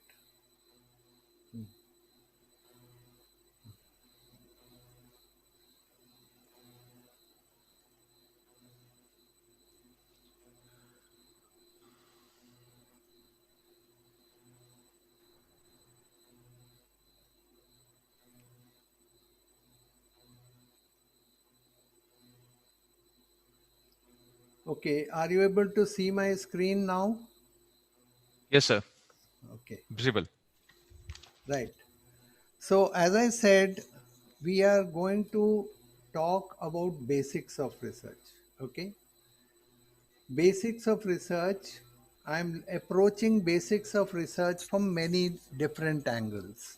The first and foremost and the most important angle is the philosophy of research. And then I'll be moving from one end of the spectrum, that is from the philosophy of research, and we'll be going to the other end of the spectrum, something very practical, that is about the skill. How do you write? How do you undertake research writing? Okay. This I have promised you that most of the things that I'll be speaking of won't be there in textbooks. Okay. So you have to listen carefully because the assignments are all based on my lectures. They are not out of any textbook. So the theory of basics of research is about, uh, as I said, the philosophy of research. Now, interestingly, Professor N.R. Bhanumurthy also was talking about the same thing. He was saying research is all about how to get out of the textbooks and go into the real world. Okay, I start with a quotation from Aldous Huxley.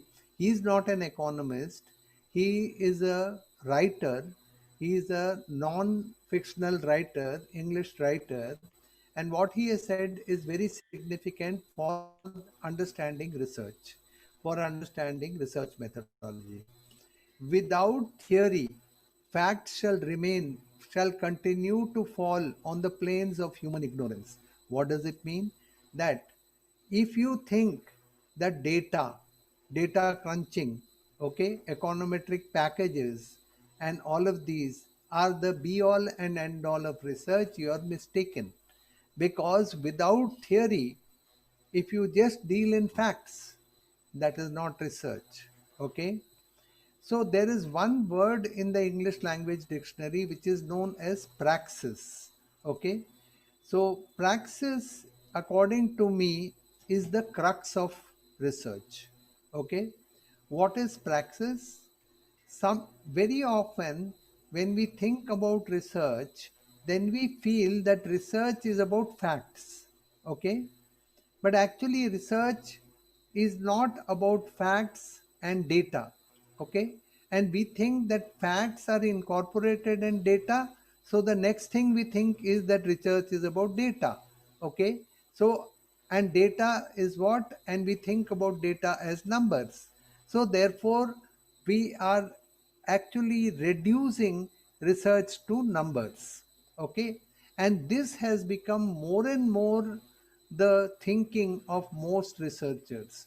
For everybody today, every week there will be some FDP on artificial intelligence, on machine learning, on R programming, and so on and so forth.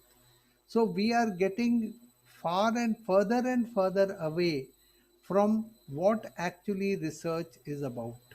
Okay, so therefore I am very disturbed about this, and that is why I thought of this faculty development program where we come to know what research really is about. uh, I'll keep asking you, can I proceed? And in the chat or otherwise, you can tell me if what I'm saying is understandable, intelligible, then I'll proceed. Okay? Only if you say proceed, I will proceed. At least two or three of you people should say yes, then I'll proceed. Okay? I don't mind if I teach less. Okay? But what I teach, it has to go into your minds. I just now told Professor Bhanumurthy that I'll be starting with the same point. What he said about Manrega and how people talk in journalistic ways about digging holes and filling them up. So what we are saying is the essence of academic writing, which is the output of research. If you do research and just keep it in your pocket, that is no research. Ultimately, research has to lead to academic writing. So what is the crux of academic writing? Unlike journalism, research is the outcome or the output of research is academic writing. So that means if you look at this relationship in the reverse, that any writing in academics, okay, should not and cannot be done without any kind of research methodology. Okay. So therefore, fundamentals of empirical research, the first fundamental of empirical research is that all academic writing has to be based on research. Okay, and anything which is not based on research is mere journalism.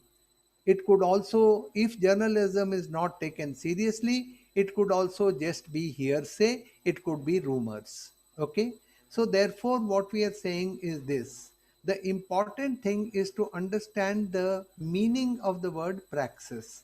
Let us dissect this word praxis. If I dissect the word praxis, The dictionary meaning, it doesn't satisfy me. The dictionary meaning is the use of knowledge to practice as distinguished from theory. Okay. Normally, praxis, if you look at the Google and see, praxis will be equated to practice. Okay. But that is not what we mean here.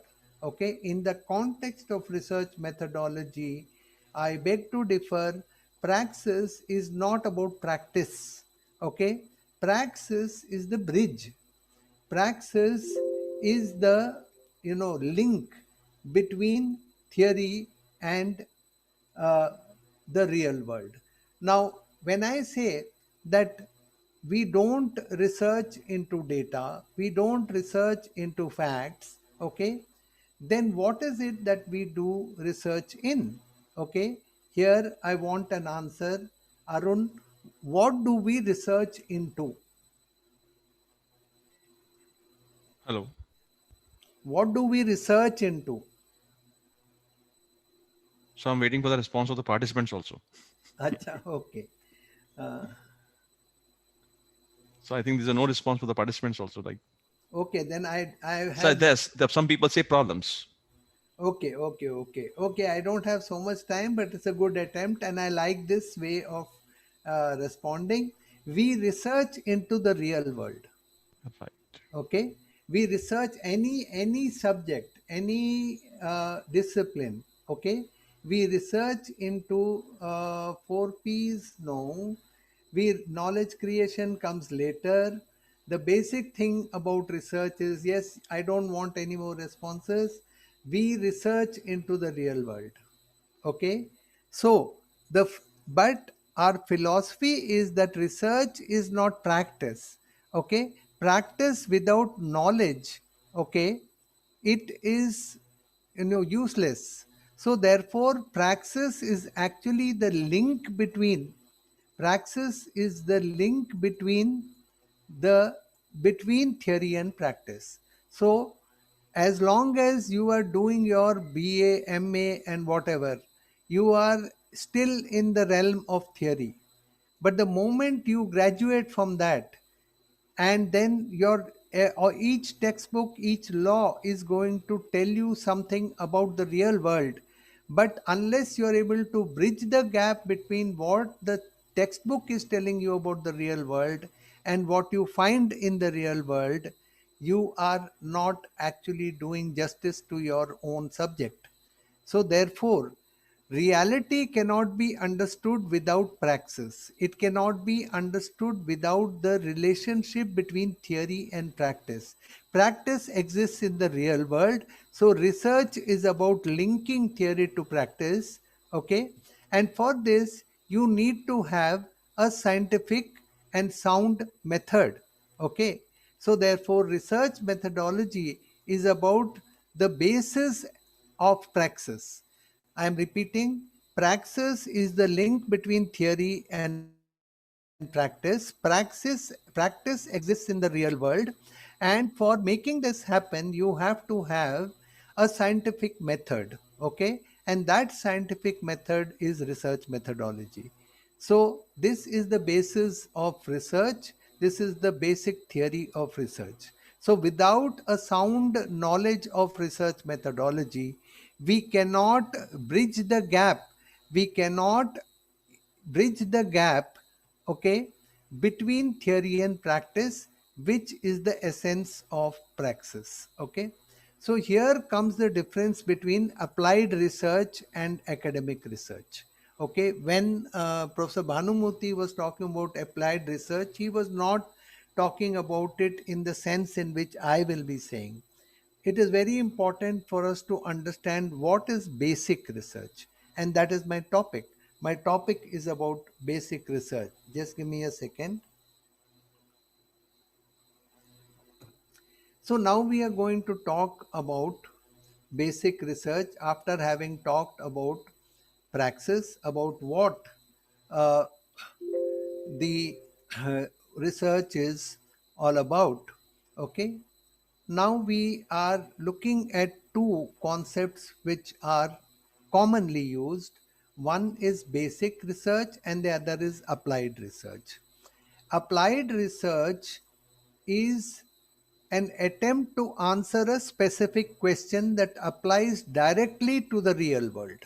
Yes, research is about the real world, but there is a difference. Now, suppose your boss suppose you're working in a marketing concern, and then your boss, you are the sales officer or sales marketing sales manager, and the boss who is the marketing manager, he wants to know from you how the trend of sales is going on in a particular market.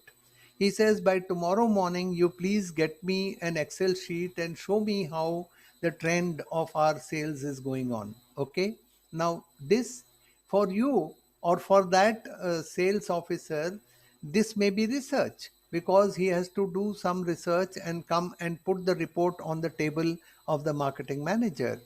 But for us as academicians, as researchers, this is applied research. Applied research is applied to directly to some specific real. What is the specific question?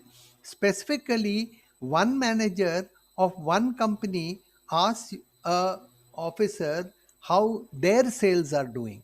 It has nothing to do with the larger reality. It has nothing to do with the larger real world. It is something where the type of research is meant for a immediate problem at hand. Okay, since it is an immediate problem, and since you're trying to find out the solution only from one company's data, it cannot be generalized. So another feature of applied research is that it cannot be generalized. It is only specific. It is specific to that particular company.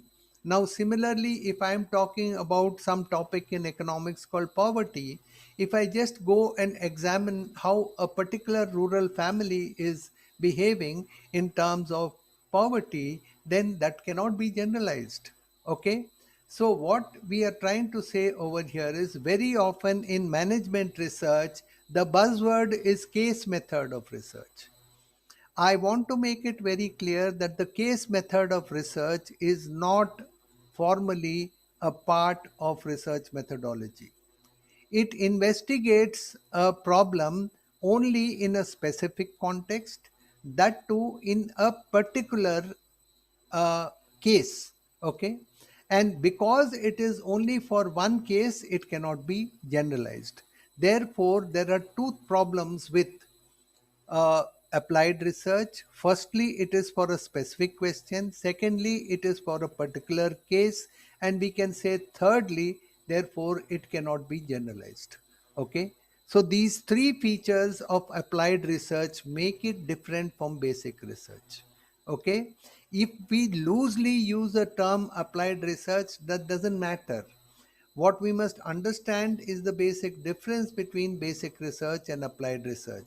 As academicians, as faculty, as teachers, as people, please understand this word, as people who have got a stake in their own disciplines, in commerce, in accounting, in finance, in psychology, in economics, in sociology, whichever be your discipline, if you belong to that discipline and if you have a stake in that discipline, then if you do research, the research that you do, it has to be generalizable.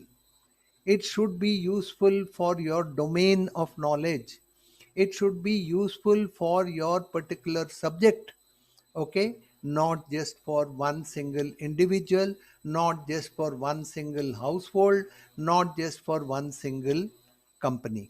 Okay, so therefore basic research is something which is goaded by the spirit of inquiry.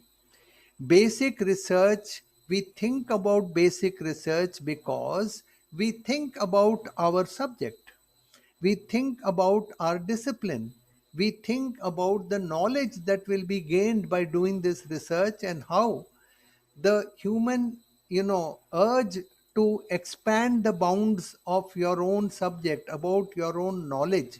Okay, this is the basic motive of basic research. So it is not in this sense also one should think comes out over here.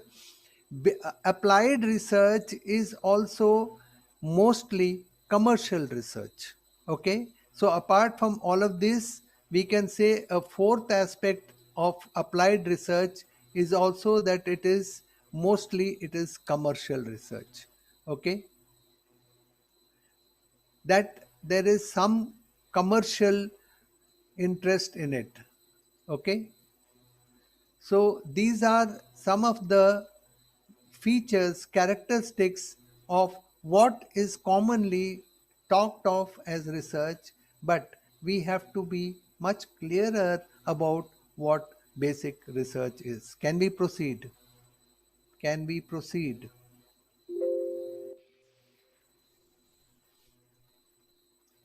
So therefore, we are now talking about what are we doing. Basically, we are not interested in applying our understanding and research directly to some immediate problem in the real world. The aim is to understand the real world in an indirect way. This is the beginning point of basic research.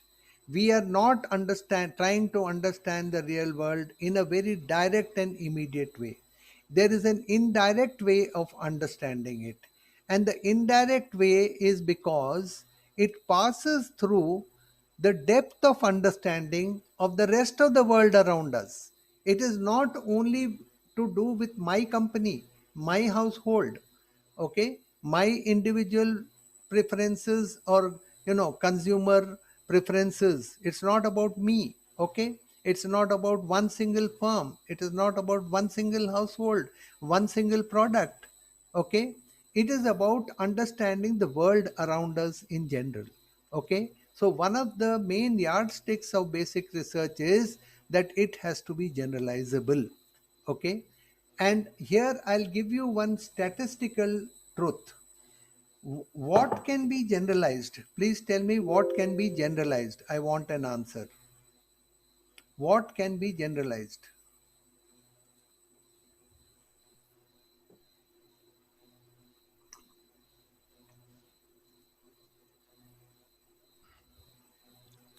Some people say theory.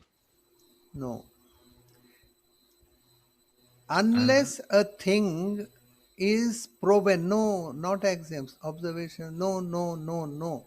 Something can be generalized only if you have a sufficiently large sample. This is true. I think it's a universal. I think so. Yes, it has to be. Universalization is, of course, a second name for generalization. But I'm not saying that. I am saying you can generalize something only if you have a sufficiently large sample. If I am talking about a case study of one single firm, I cannot generalize it. And you know why? This is because generalization is a scientific process. No, generalization is a scientific process where you are going to establish what. Okay, another question. What is science about? What is science about? What is the crux of science? Even economics is a science, commerce is a science, management is a science. What is the crux of? Very good. Who is that? Sunita. Causal relationship. Very good, Sunita. Causal relationship, I put it as the why of something. Okay, science is about the why. Okay, there are many questions, but the most important question is why. Cause and effect. Yes, it is about cause and effect. You cannot prove cause and effect with one case. If you are studying one case, you are only looking at what has happened in that case. Okay, applicability, Manisha, you're right. Universal applicability means generalization. I am saying, how can you generalize? You can generalize only if you have a sufficiently large sample. Therefore, applied research is not generalizable. This is the point. Okay. So now, yes, please, I have enough answers. Okay. The question, therefore, is to as to whether basic research has an ulterior motive or an altruistic motive. Firstly, tell me, do you know these two words? What is ulterior and what is altruistic? Kalpana, I'm not asking about methods. Please don't go beyond what I have said so far. Okay? What are these two words, ulterior and altruistic? Okay, don't know, no problem. Okay, ulterior and altruistic. Ulterior means that you have a personal motive within your own interest, a selfish motive. Ulterior means selfish. Okay, yes. No, Minal, that is right, but ulterior means selfish. Okay, and altruistic means the opposite of it. Altruistic is unselfish, it is generous, it is for the rest of the world. So if I am saying that I am doing research for my discipline and not for a company, okay, then is that research ulterior or altruistic? When I am concerned about my discipline, if you are from accounting, then you are concerned about accounting. If you are from macroeconomics, you are concerned about macroeconomics as a discipline. So what would you say about basic research? It is altruistic for the general good. Very good. For the general good. So therefore what we are saying is the major distinction between basic research and applied research is that basic research has an altruistic motive. It is for the benefit of all. Okay? Because it is for the benefit of all, it has to be generalizable. All means general. It has to be useful to all. Okay? It is, I am not doing it for my own benefit. Okay? So generalization means that it applies to a large body or domain of knowledge. Okay? So ultimately basic research the aim of basic research is this large, to become a large part of the domain of knowledge. The domain is like an ocean, it is vast. Okay? If you do it with a motive that I want to do this for my own benefit, you will never be able to become a part of this larger body. Whatever results you get out of it, it will be only for your ulterior motive, for your selfish motive. Okay? So therefore, altruistic research, generalizable research meant for the large domain of a discipline, which is done in large sample sizes, is the only method of research when we are talking about basic research. And in academic institutions which do 90% of the research, we should be concerned only about basic research. Okay? So in applied research, we are concerned only about a specific problem. That too, we expect a direct economic benefit. What is ulterior? It is a direct economic benefit. This direct and economic benefit, if it is not there, then it is no longer applied research, because we are seeking a personal motive, a direct economic benefit out of it. In basic research, we do research because we are not only looking after our own perspective, but we also do research because our future generations should benefit. This is also one reason why we say it is altruistic. Okay? So, since basic research is into a domain or a discipline, now I come to the crux of some of the quarrels that I have had with academia. There is a paper in BCom, I think, or MCom, which is called business research. This is all wrong. There is nothing like business research. Business research is research into one business. It is research into one company. Okay? So when we talk about if you are doing research in the area of medicine, okay, do you say medicine research? Okay, are you researching into a particular medicine? Okay, If you are doing research in law, do you say law research? Are you researching into a particular law or a court or a court decision? No. Okay. So why business research? Business research is completely ill-founded. Okay. When we say basic research, then it is research into a discipline, not into a company. Okay. Therefore, the idea business research is completely wrong. It has to be research in business. Okay. Business is a discipline. Business is a discipline. What is the name of my former faculty? Faculty of Commerce and Business. Again, I want to point out one thing. Many people wrongly say business studies. Okay, then why don't you say law studies? Why don't you say medicine studies, physics studies, chemistry studies? Do we say? Okay, so business studies is also a misnomer. Okay, business is a discipline, business is a philosophy. Okay, so therefore if we look into the nomenclature of research, then basic research is research in business. Just like research in law would be research in law, research in medicine, research in botany, research in chemistry. Okay. So therefore, this is another aspect of basic research. We must understand what is it that we are researching into.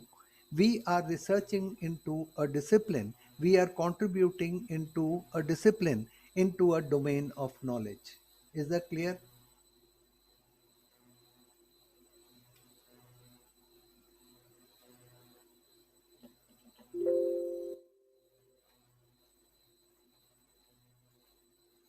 So now a question comes that if I do not have any economic motive, if I do not get any benefit from it, why should I do basic research?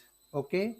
After all, doing basic research is going to cost money. It is going to cost time. It is going to cost resources. Okay. So why do basic research? After all, we are not going to get anything out of it. Okay, that is why we say basic research does not directly apply to the real world.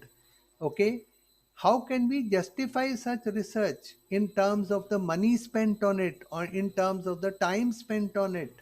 Okay, in terms of the resources spent on it. Now this is a bit complex, and it may be that there is a bit of a bias here. Economic students may be able to understand what I'm saying better, but I'll try to say it in very simple terms. In economics, before we answer this question, what is the question? Question is, why do we do basic research?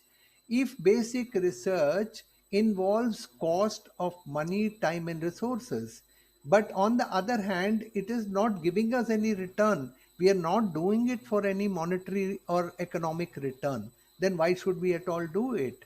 There is a cost involved. Okay. For this, I am going to draw an analogy from economics. There are two concepts of value. That means the question over here that I'm asking is, what is the value of doing basic research? Okay. So here I'm saying, yes,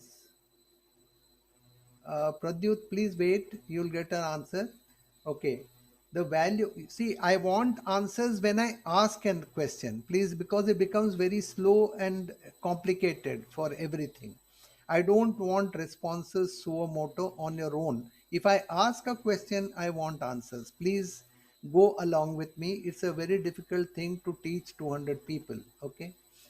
So now what we are saying is this, that there is a certain theory or analogy that we want to take from economics.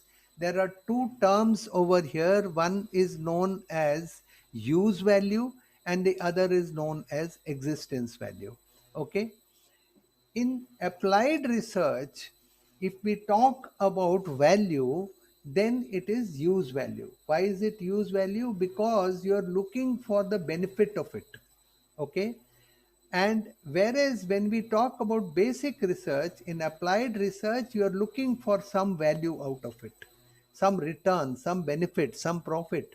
Okay. In basic research, you are looking for existence value. What is the meaning of existence value? Existence value is non-use value. After all, there everything that you have value for, you don't consume it. Okay, I give the example of, let us say, a natural resource. If you go daily in the evening, you go to a park and you enjoy the oxygen over there, you go and walk around over there, you look at the beautiful flowers over there, you eat the fruits from those trees, okay, let alone eating the fruits, but you look at all of these things, and that gives you some satisfaction. Okay, why does you get that satisfaction? Not because you're eating away the plants, not because you're eating away the flowers. Okay, it doesn't come from consumption, it comes because something exists. Okay, so there are certain things in value theory. There are two types of value.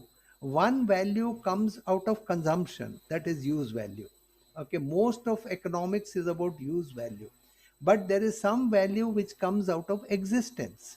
It is just because something remains. A natural resource, if it remains, then it is useful for the next generation, but it will be there for the next generation only if it remains. Okay, then some things like our mountains, our forests, the rivers, all of these, they have to remain.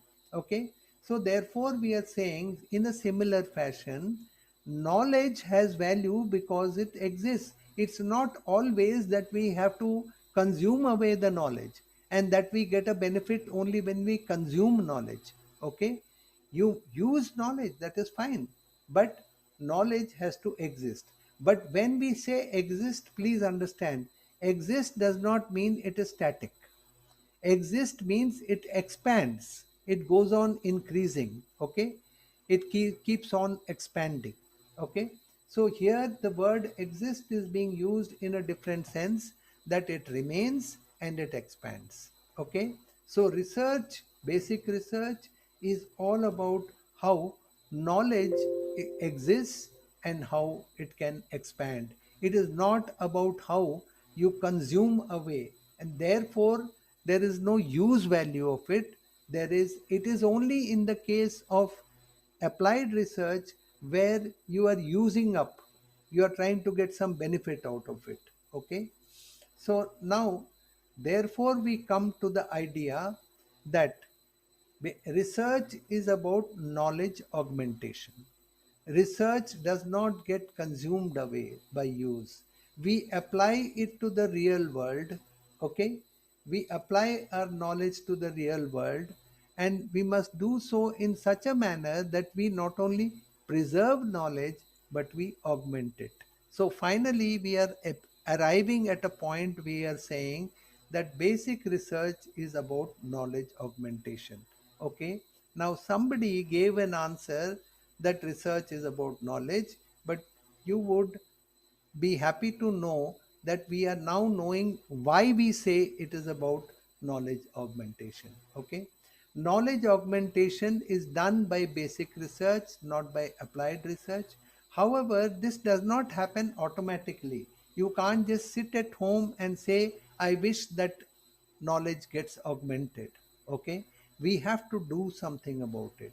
What do we do something about it? What we have to do is to use the proper research methodology, and that is where this FDP comes. If you believe that academics, if you believe that our one of our jobs apart from teaching is to do basic research to augment knowledge, then that does not happen automatically. It happens only when you learn the proper method of research. Okay, and that is the significance of this FDP.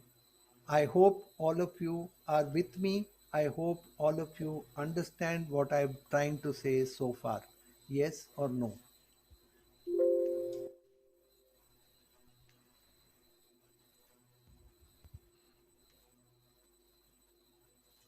So now we have to go to now something slightly more complex. This is the philosophy. I am telling you, I am trying to do it as simple and as straightforward as possible. When we talk about knowledge creation, knowledge assimilation, knowledge augmentation, what are we talking about? We are talking about the theory of knowledge. How is knowledge created? How is it accumulated? How is it assimilated? How does it grow? Okay. How do we know that something is knowledge? Okay. So there are so many questions. Even what is knowledge? Okay. All these questions are answered by one science. Okay. And that science is the mother of all sciences. No prizes for this. What is the mother of all sciences? There are no prizes, but I would be happy with some answers. Yes, very good, Meenal. It is philosophy. Okay. The mother of all sciences is philosophy, and therefore epistemology is the basic philosophic premise that science can be distinguished from religion or theology by virtue of the method. What are we trying to say? Epistemology is the crux, which is the theory of knowledge, and that is the crux of philosophy. And what is this crux of philosophy telling us? It is telling us that science is different from religion or theology. Okay, theology is supposed to be the science of religion. Okay, ology comes here, so this is science. Okay, theology is the science of religion. Okay, now the difference comes that science doesn't ask you to be a blind follower. Religion asks you to be a blind follower. It doesn't tell you the why, the how, okay, or maybe the when, okay, of things. Science, the job of science is to tell you all these questions: why, how, when, where, all these questions. Okay. So epistemology, which is the theory of knowledge, it tells us how to distinguish between uh, religion and science. For this, the emphasis in theology is epistemology is on methods. Okay.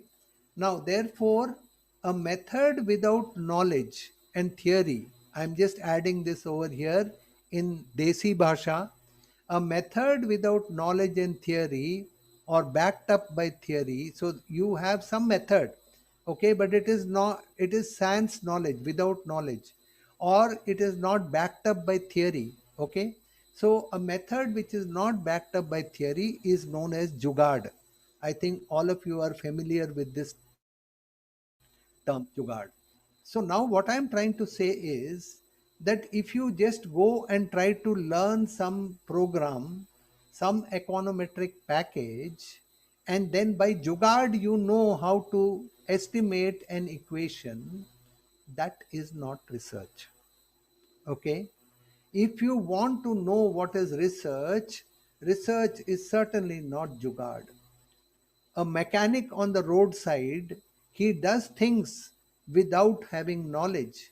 He does things without having the why, how, and know-how of it.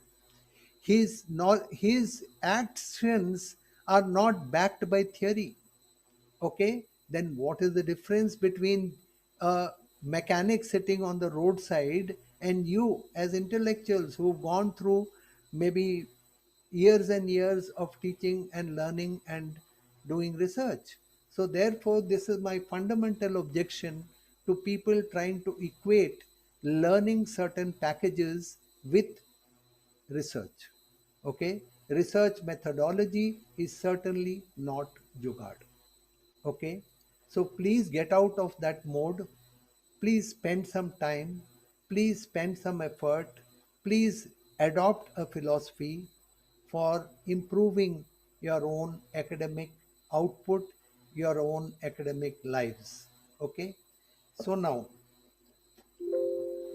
what is the method? When we say that, when we say that this is not going. I don't know, it's got saved anyway. So when we say that,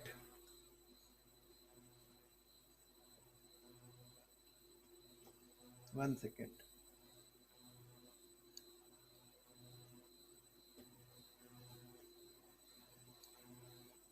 Okay, I'll come to that later. So when we say that there is a method as far as science is concerned, that method is known as positivism. Okay, positivism, it is a method which purports, which implies that the practice of science or scientific methods is the only valid method. That means those who are scientific and research oriented in their minds, okay, they believe there is only one valid method. Okay, positivism is a philosophic theory that states that positive knowledge is based on natural phenomenon. One good example of this is that, I don't know whether you are aware about, you must be aware about Charles Darwin. Okay, Charles Darwin has taught us how mankind has developed from the age old times, from monkeys and from other creatures.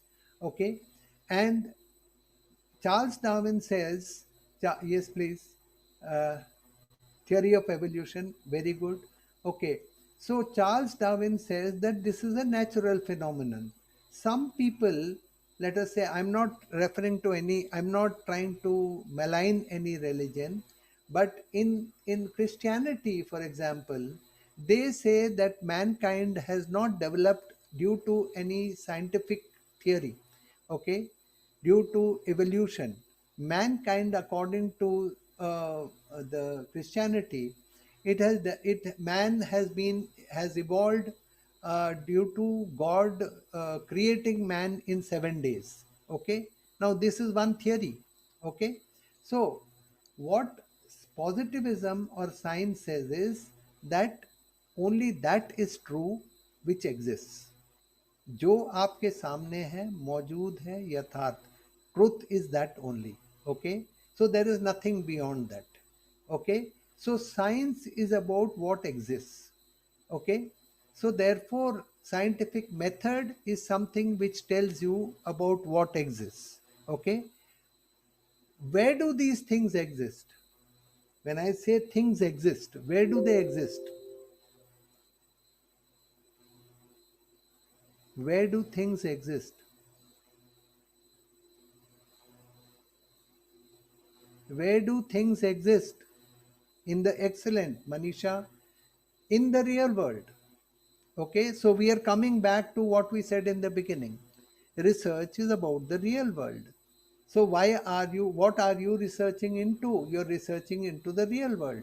If you're researching into the realm of the real world, you are trying to look at things in mind as well as nahi hai. Rabindra, no. There are two theories, Rabindra Prasad.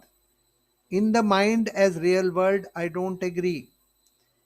We are saying exclusively science is about something which exists in the real world, and this philosophy is known as materialism. Okay, scienceism and scientific thought and materialism are virtually one and the same thing. Hindi में उसको कहते हैं भौतिकवाद. Okay, so when you say that something exists in the mind, then it is not real. Okay, Rabindra, you would agree to that? If something exists in the mind, it is not real. When I say real world, it has to be real. Okay, so therefore, when you say something exists in the mind, that is not materialism, that is known as idealism.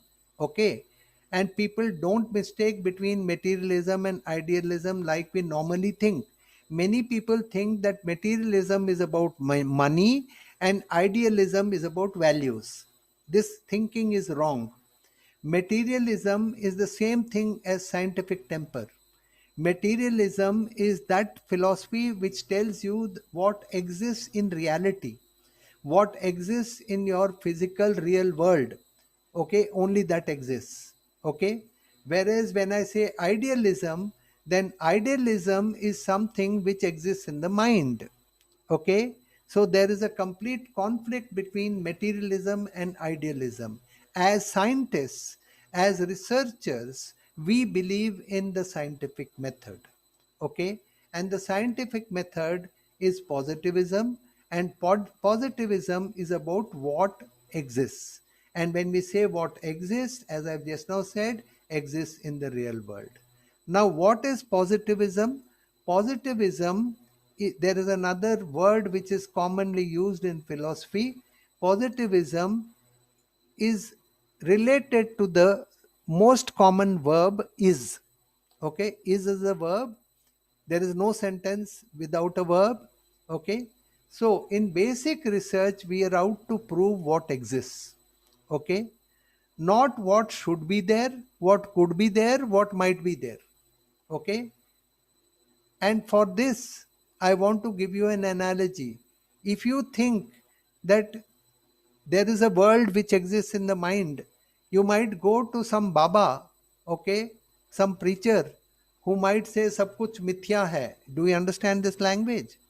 That it is all Maya, nothing exists. Okay, we do not believe in that. Okay, we are saying positivism is about what is there, जो यथार्थ है, जो एक हिंदी में word है विद्यमान है. Okay, so therefore good research should be able to tell you about what exists.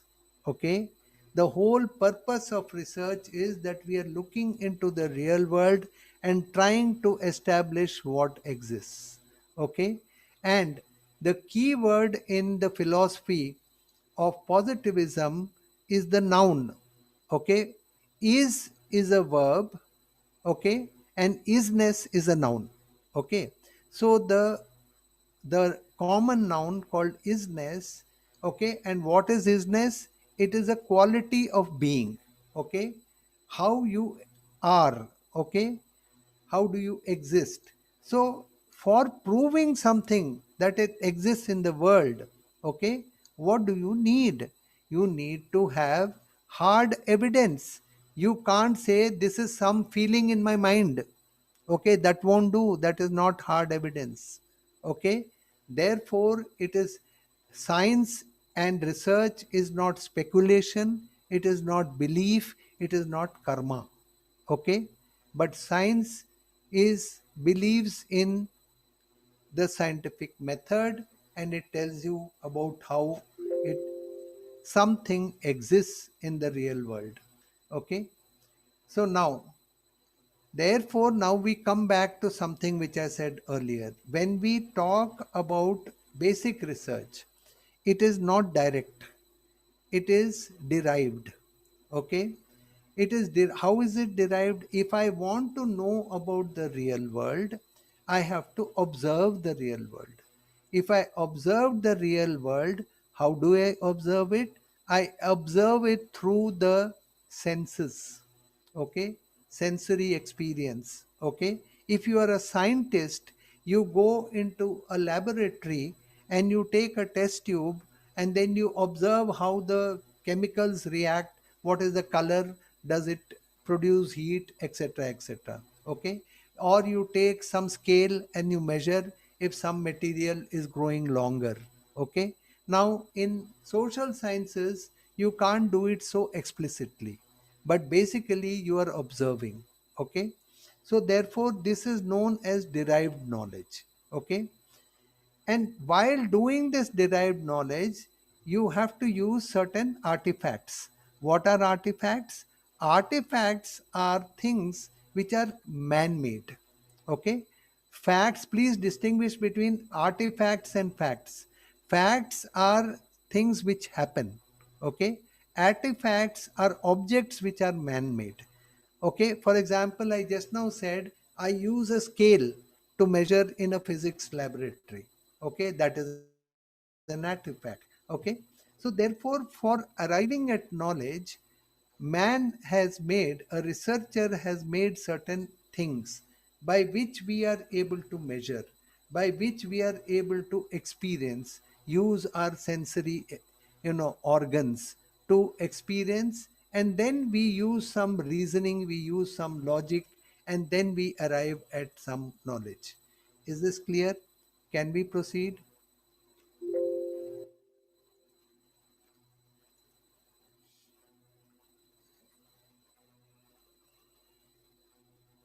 Okay. Now, positivism, I think this has got repeated, this slide. I'm going to the next one. Oh, this has got repeated. Okay. Derived knowledge. Yeah, sorry, I've gone back.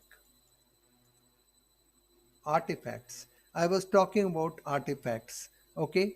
An artifact is something observed in a scientific investigation or experiment that is not naturally present but occurs as a result of preparative or investigative procedure. It is man-made.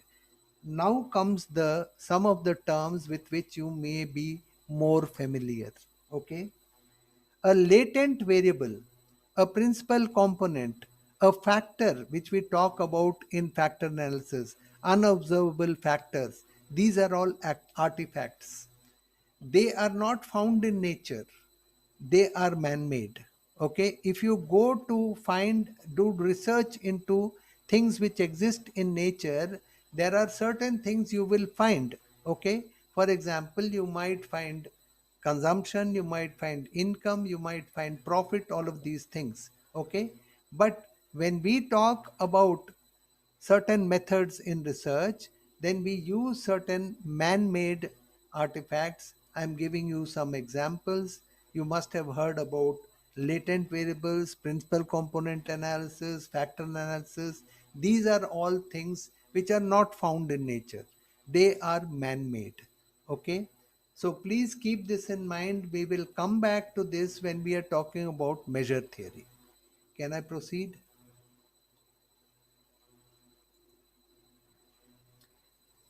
What is the difference between artifacts and facts? Facts are,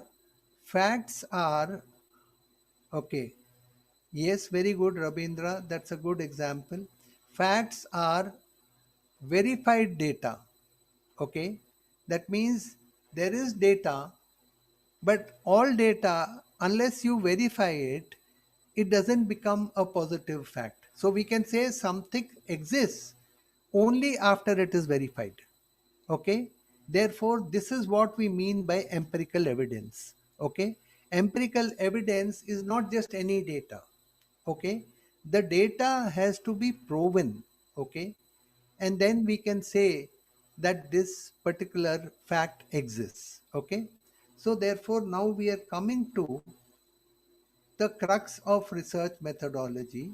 And here, what we are saying is positive method is about scientific method, is about what exists. Where does it exist? It exists in the real world and it presents itself as facts.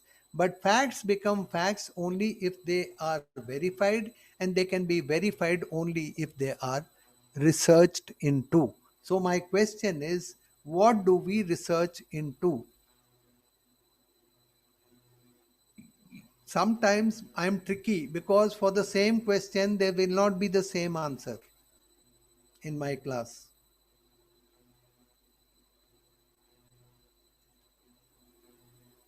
That is why I said, Meenal, you got into the trap.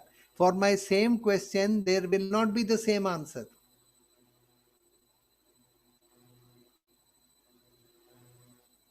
I had let the cat out of the bag. No, no, no. We research into facts. We research into facts. Okay.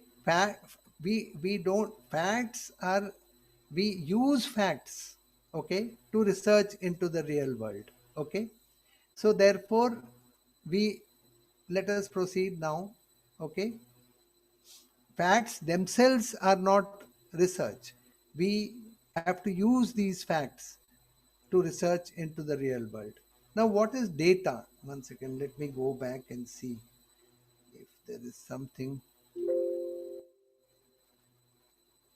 What is data?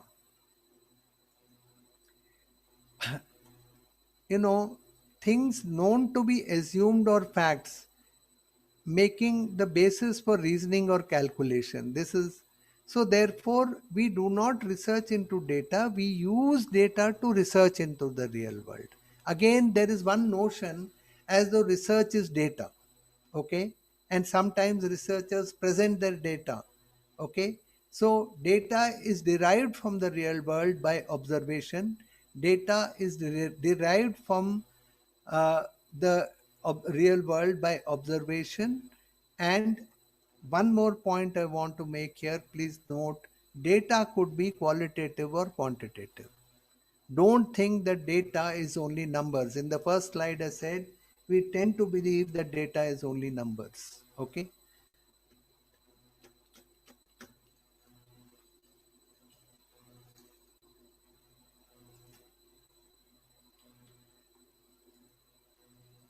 There are two types of logic. I'm skipping this slide, I don't have so much time. I have also spoken about this. Let me skip this. Now let me come to the crux of what we are driving at. There are just two more slides as far as theory is concerned. Then I'll tell you about skills. Okay. So now, are you with me till now? Can I proceed?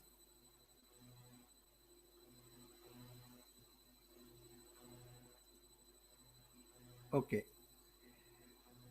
Now, you as a researcher, you are trying to look into the real world. You are trying to find out what exists there. When you try to look into the your real world, मैं एक हिंदी का word use कर रहा हूँ, आप अंतर्यामी तो नहीं है. You are not all knowing, okay? So you can't know what actually exists in the real world. Then where do you start? You start with certain propositions.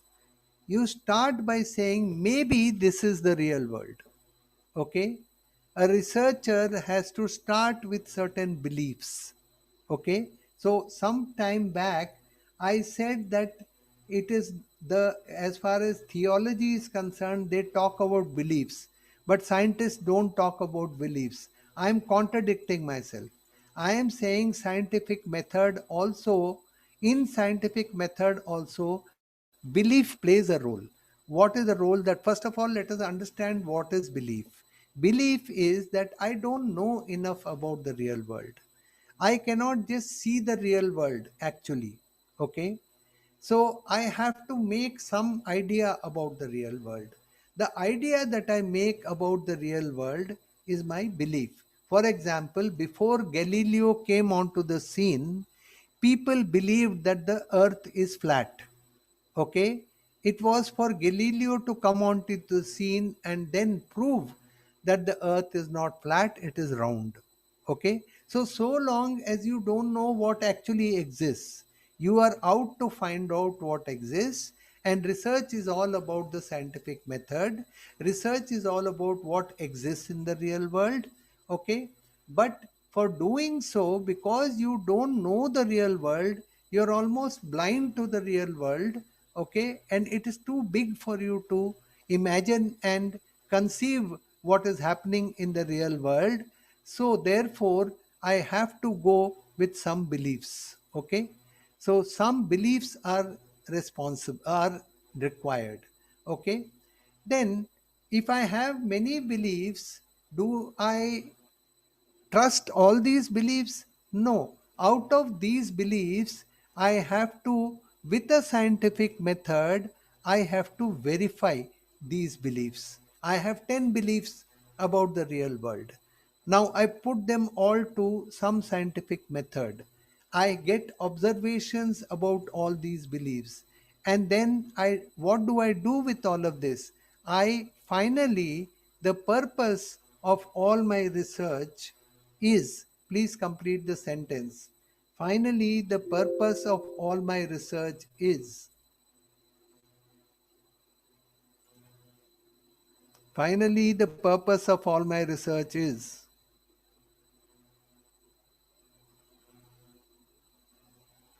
Yes, Simmer, my student, to find the truth. Okay. to find the truth. So therefore, research methodology, research is all about finding the truth.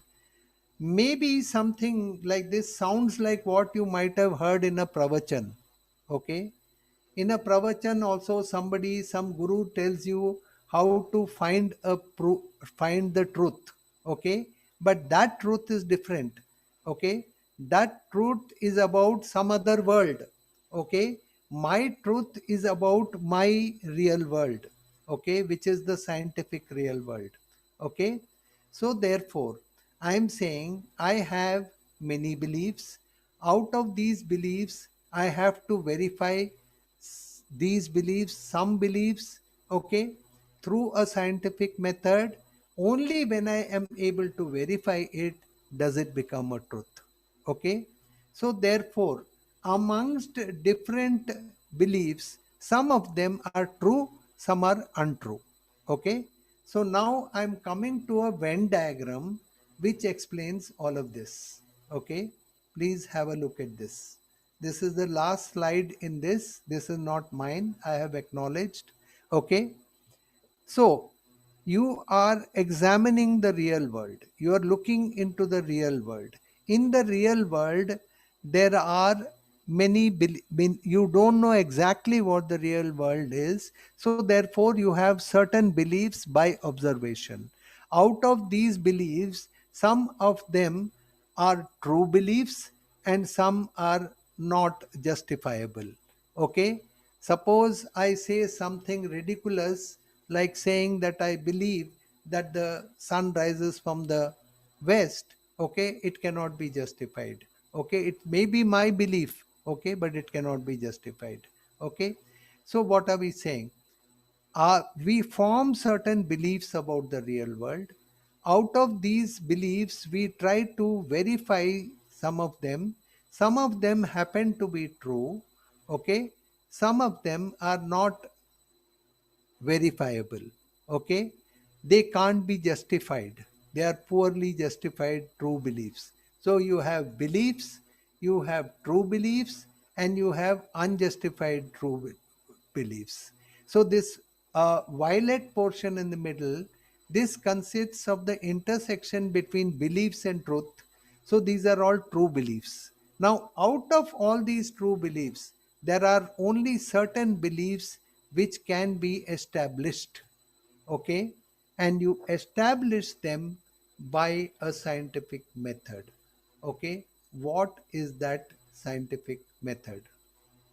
What is the scientific method of establishing which of the true beliefs are to be called knowledge? उनको knowledge का दर्जा तभी मिलता है when they, yes, testing of hypothesis. Your beliefs, okay, your true beliefs are your hypothesis. If you test them, and then when you establish them, then and only then it becomes a part of knowledge. So what is the acid test of saying that my research method has led to addition to my field of knowledge? It is testing of hypothesis. Now you realize why my topics in the research methodology workshop are going as they are proceeding. Okay. After understanding the philosophy of research, we must understand the method, which is testing of hypothesis. For arriving at that, we have to understand that we cannot study the whole world. Okay. The whole real world. So we have to do sampling. Okay. Now, if there is any quick question, because I have to spend half an hour on the rest very quickly. Very quick question. Okay, so that is what I'm saying, that I could have many beliefs. Okay, I have, okay, I say, yes, I'm giving you, please move on. Okay. People are saying, please move on. Okay. Right, I'll very quickly give you an example. I want to see whether COVID is going to end or not. Okay. On the basis of certain observations, I make certain beliefs. Okay. Okay. Of how the disease is proceeding. I use some kind of method to test whether all my beliefs are true or not. Some of them I find they happen to be verifiable. Okay. But then when I try to put them to the yardstick, the method of actually testing them, I find that all these beliefs, out of them only few of my beliefs about, I mean, it's not just one single belief. I, on many bases, like I see the rate of what is that, new cases. Then I see how many beds are being utilized in the hospitals, so many, so on and so forth. Finally, out of this, I'm able to arrive at only certain of these hypotheses which are found to be true. That becomes a part of knowledge. Okay. So as researchers, I'm saying that your job is to follow this research method. And then एक मैं हिंदी का word use कर रहा हूं, एक researcher एक प्रहरी है. He is a caretaker. He is standing in front of this treasure, which is known as knowledge. And you are should have the understanding whether some belief should pass the test or not.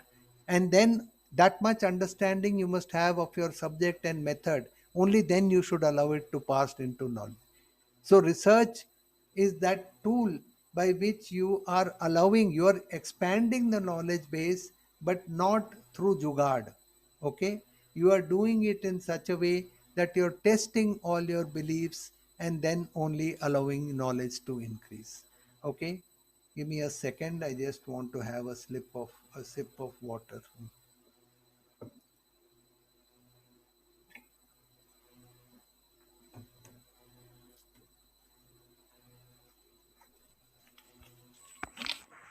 In between, if you have any query, please write your question in question answer section. Okay, very quickly now.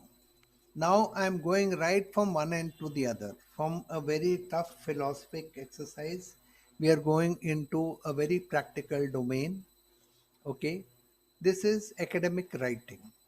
Okay, the skill of research, the test of research. Like they say, the test of a pudding is in eating. Okay, so in this, we'll be looking at various aspects. The first thing is approaches. What kind of approaches can you have to academic writing? The first approach is analytical. What does analytical mean? Analytical, for explaining analytical in Hindi grammar,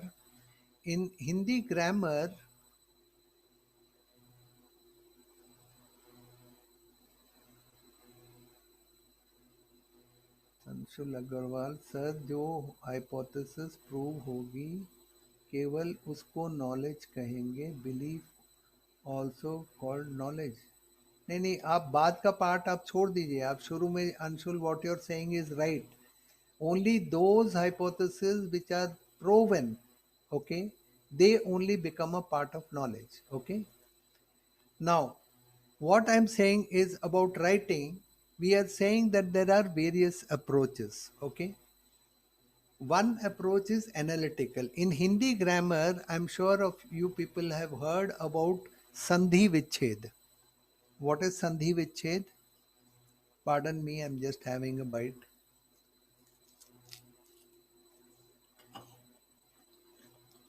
What is sandhi vichhed?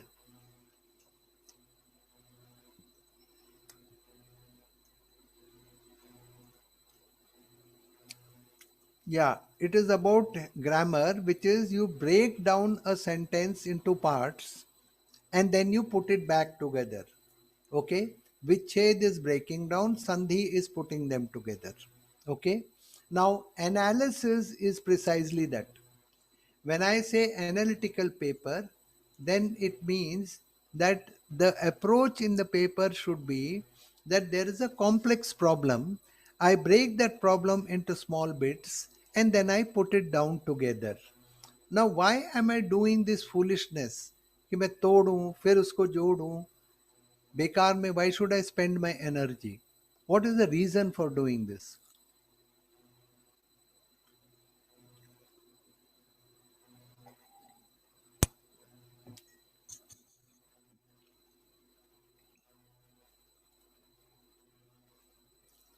Sakshi Sardana, please listen. That's a good attempt. No, Pradyut. Just listen.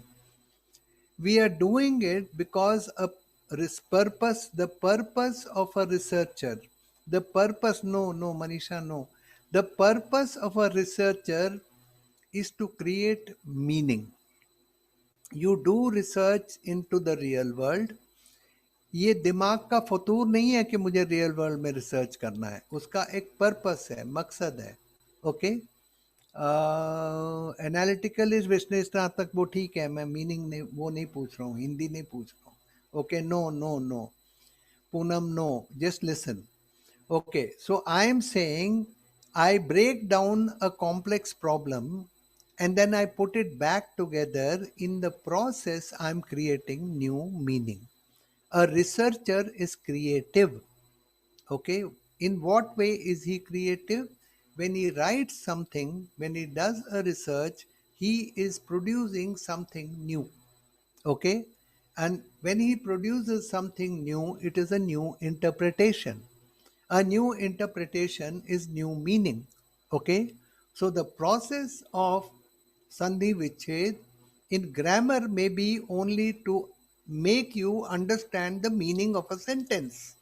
That is what Sandhi Vichhed is meant for. Okay, in research, this analytical paper is that when I break down something and put it back together, then after all, everything that you are researching about, it already exists in the real world. It is not dropping from the heavens. But by doing research and using such an approach, you are creating a new interpretation out of it. You are creating new meaning out of it. That is the creativity of research. Okay? Expository paper. That means someone comes to you. Let us say that somebody who is from sciences comes to an accounting teacher and says, what is all this IFRS? I don't understand IFRS. Or some finance student goes to a physicist and says, ki nanotechnology, I don't understand what is nanotechnology. Okay. So if you are explaining something, that is an expository paper. Okay. Argumentative paper. Argumentative paper is that you create some kind of debate. Okay. And then you try to produce some evidence and then you try to defend pros and cons of it. This is an argumentative paper. Okay. So these are different approaches. That means if you sit down and start thinking that what kind of research should I be doing, these are different approaches. Some problem somewhere.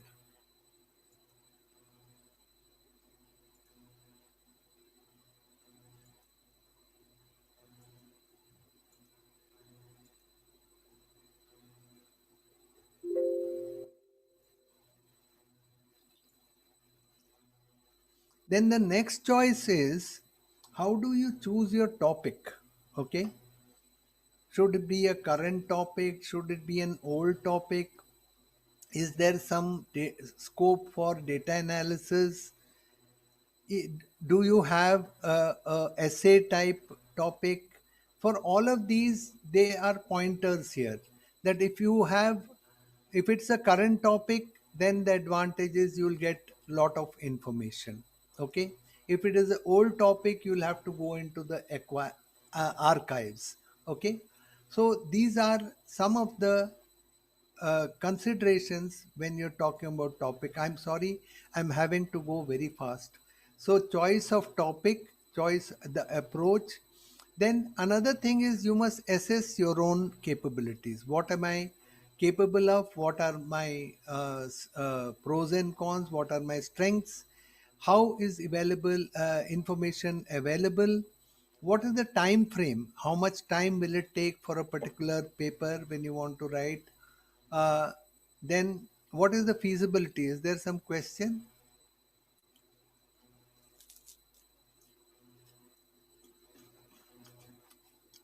Yes, in an argumentative paper you have to take both sides, Manisha, and I'll come to that very shortly. Maybe I skipped one part of my presentation. Then one thing I'm coming to, this is most important. Many students come to me and say, I want to do PhD, sir, please suggest me a topic. I said, no. Interest. Interest is the most important criterion. You please pick up a topic in which you are interested. Why? Because sometimes research becomes very boring. And the only way that you can complete a research is because you have utmost interest in the topic. So, out of all these criteria, the most important criterion is interest. And so, please keep it in mind that if you are not yet registered for a research, don't just go to your supervisor and say, or would be supervisor, and say that, sir, you suggest the topic. Now I'm telling you, I'm going very fast. I'm telling you 5 steps for paper writing. Okay. What are the 5 steps for paper writing? Define the problem, gather the necessary information, analyze the information, organize the information, write the paper. Okay. So there are actually 4 steps before you actually come to writing the paper. One comment I want to make, you might think that these 2 steps should be interchanged, organize and analyze. Okay, the reason why we are saying that they have to be analyze and then organize. See, the point is, in many papers I find that the results are not properly presented. Very often, all the effort which goes into estimation and all, the results are not properly presented. So therefore, I say analysis part, this is data analysis. Okay.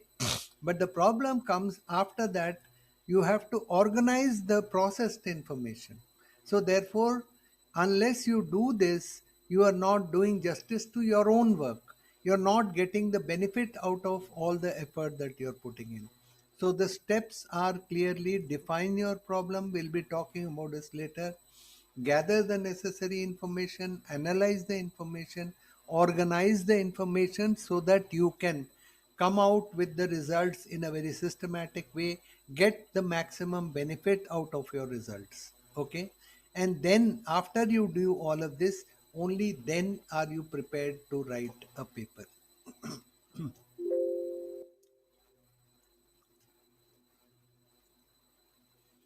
Now we are coming to the crux of it, which I said is problem definition. Okay, research problem. Okay. How do you come to define a research problem? This everybody knows. That is, you do literature review. I have just one thing to say here. While doing research literature review, you have to rely on other people's consolidated work. That means you first go and see which are the review papers in your area. Okay. So there are certain journals which are basically doing review, they're publishing reviews. Okay. So instead of reinventing the wheel, the first thing is to go to existing reviews. Then you go to their bibliography. You go to their bibliography of in these existing reviews, and from there onwards you proceed. Okay. From there, then you try to narrow down your topic. Okay. Once you narrow down the topic, then you try to put it down on paper. It will take many days for you to put down your topic on paper. what is the exact formation of your topic. Okay, you have to state the problem. It is still, vague.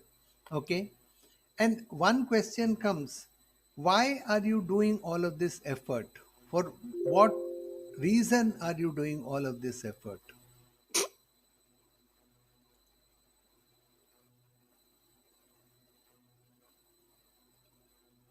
What is it?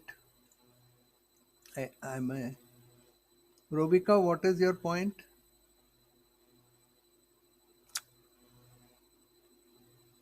Argumentative cannot be conclusive. It need not. It need not be conclusive. Okay. But I asked a question now. I said, why are you doing all of this? Anshul, you're saying to determine your research objectives? No. The answer is very simple. You're doing all of this for yourself. Please be very clear. You are doing the research, literature review, picking up a particular issue, stating the problem, and all of this you're doing for yourself. What does it mean? That you have to be clear about your topic. You have to be clear about your problem. Okay, you might use someone else's help. You might use your Yes, you are finding out the gaps in the area, Sonia. That is a part of literature review. I'm not saying that. I am saying that why are you doing all these steps, the first three steps?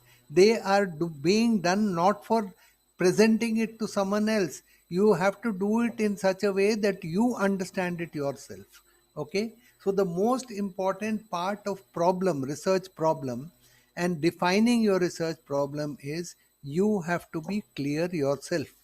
Okay, convince yourself. Try to use someone else's help and convince yourself. So I just have very little time left. Let me see what comes next. Yeah, there should also be a goal about your research writing. What is the goal? Please understand the logic is very lucid over here. You are doing a research paper. Why are you doing it? Because you're saying that I have an idea. I want to convey this idea to you. Why is this idea important? Because there is a research problem about this idea. What is about this research problem? It is interesting. Okay, you have to explain what is interesting. Okay, and you also have to say that people have not yet solved this research problem. It is unresolved. You also have to tell people that this is my idea. For telling people this is my idea, the practical relevance is when you do a literature review. Sonia, you said do a literature review. You have to, at the end of the literature review, you have to put a section. I tell all my students to put a section called critical review. Critical review is to show that these are all the things that people have not done, and this is how we are going to deal with it. That is the meaning of saying my idea. Okay, then also you have to show through your writing that my idea works. It is not something which is in the air. How do you show that your idea works? By actually doing the testing. Okay, then another thing, when you are, yes, there's some question. When you are, I've talked about research gap, Professor Gurmeet Singh. I'm trying to say after finding out the research gap, in the literature review, you have to have a section called critical review. In the critical review, not only you will put out all the points which are missing, which is research gap, but you also have to tell how you plan to deal with it. And you have to point out what is going to be your contribution in that.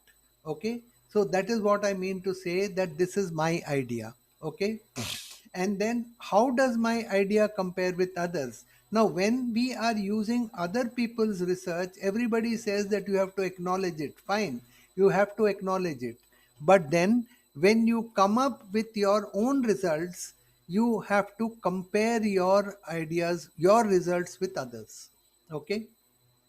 Finally, you have to show how whatever hypothesis or claim that you are making, how are you able to prove or disprove that hypothesis. So all of this is a part of your defining your research goal or problem. Okay. So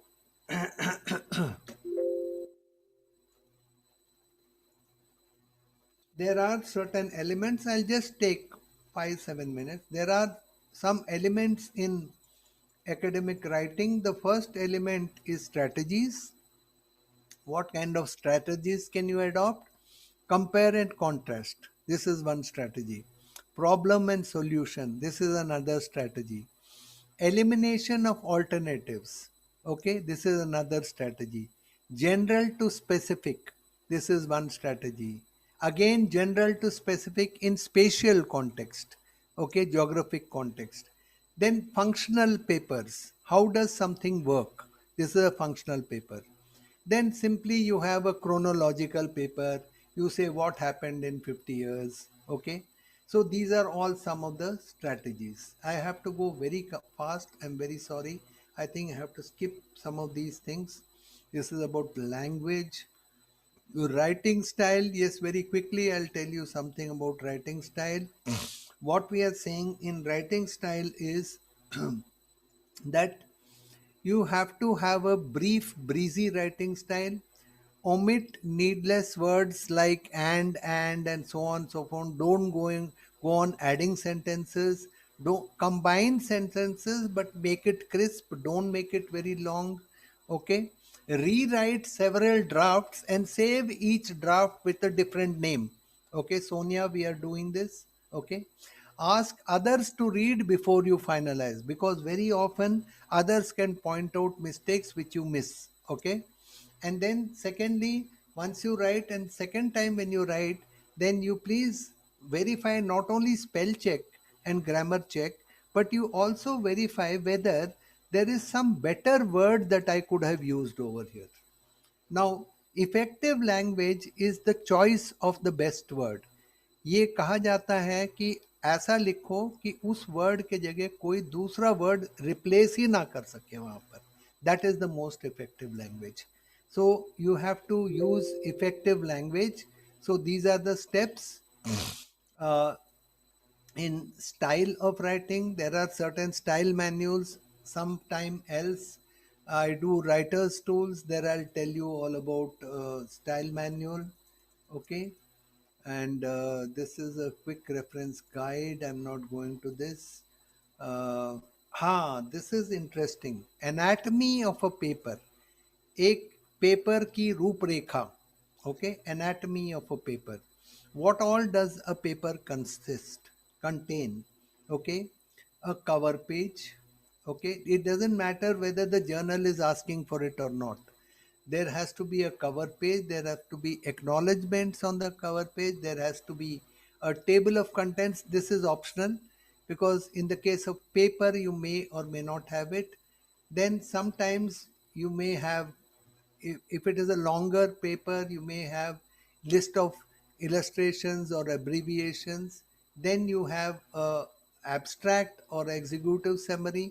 Executive summary is used in business language, but abstract we use in academic language. And then you come to the main body of the paper. So these are all parts, anatomy of a paper. What is coming next is more interesting. I am giving you a formula. I am giving you a formula of how to write a paper. Okay. Abstract, around about, each journal will have different things, but round about 150 words. Introduction 5%. Related work, which is literature review, 10%. 10% for motivation. What is motivation? Motivation is most of the papers are rejected in international journals because the reviewer says, we don't know why this person has taken up this topic. So if you don't convince them that this is necessary to do this research, then your paper gets rejected. Okay, so 10% motivation. Central idea. In all my students, I tell them to have a section on conceptual framework. Conceptual framework. I am not writing it here fully. This is conceptual framework, which is the central idea. Okay. Then you come to methodological details. This is all about methodology, 40%. Results, by the way, is only 10%. Okay. Conclusion, recommendations, further research, 5%. Okay. So this is a formula.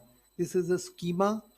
Okay. How you should divide your weightage in your writing. I won't be able to do everything word by word. Let me just see what is most important.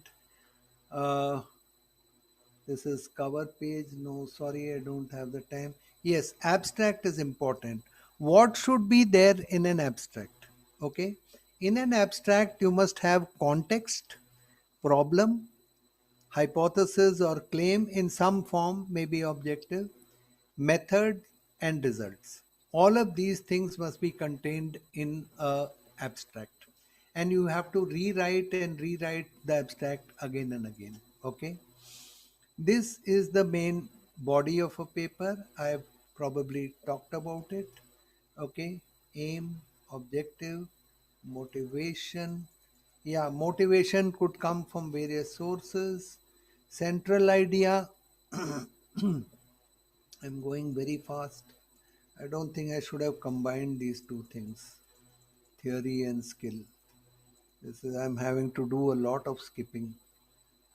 Okay, this is another favorite topic of mine, conclusion. Whenever you write a thesis, this is mainly for a thesis. Whenever you write a thesis, the concluding chapter is often the chapter which the examiner would view most.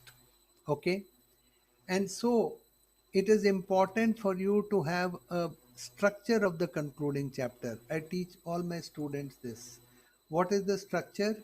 The first thing is, in the introductory part, you give the key idea of your whole thesis. Okay, then you have a chapter wise summary, a short summary, 1 page for each chapter, which is a recap. Okay, then you mention the objectives and hypothesis. Difference in the conclusion is, objectives you will say how these objectives have been met. You don't only mention the objectives, you say how they've been met. Okay, and then in terms of hypothesis, you will not state the hypothesis, you will state what happened to the hypothesis. Were they rejected, were they accepted? This is what you'll write in the concluding part. Then you may write some limitations, some policy recommendations, and then further research. So this is the conclusion of a whole thesis. It has to have this structure. And one last thing I'm saying, you have to have conclusion of conclusion. Conclusion of conclusion. This has to be most hard hitting, most powerful. Okay, so I think I'll stop there. I've managed somehow, although I'm not happy. I had to go very fast, so sorry for that speed, but I wanted to finish on time. Thank you, and we'll meet tomorrow. Is it okay? Thank you, sir. I think we can say take query with the people. Acha, there is some query. You say repeat about recap. Recap wahi hai. What I'm saying is that you write a chapter wise summary. Okay. In the conclusion of a thesis, you write a chapter wise summary. You write 1 page about each chapter. That is a recap.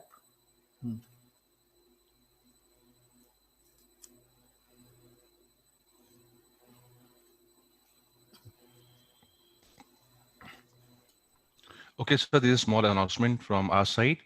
tomorrow at 6 o'clock at the end of the session, we will tell them how to attempt their quizzes and how to go for these quizzes. And I will tell them how to, we will upload all these quizzes on Moodle and give them proper like address of the Moodle, so they can easily go to the Moodle and they can attempt the quizzes But for hands-on session.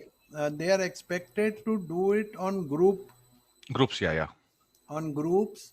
And secondly, what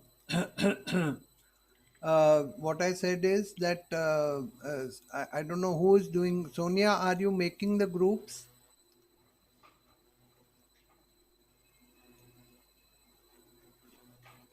Sonia say yes. Okay. Okay.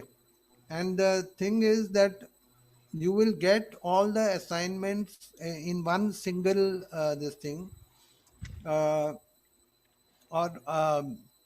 and then you will be preparing the answers on first, second, third, and fourth. But as a practice, we want that you do it on a daily basis. No, Sunita, for these are, we have 4 assignments. The 4 assignments will be given to you together, but we are expecting you to take up as a group each assignment on one day. Okay? And as a group, you discuss it. And when you discuss it, obviously you will not only learn about those particular questions, there will be some more learning. That is the point. This is how we are talking about hands-on in this case. It is a different concept.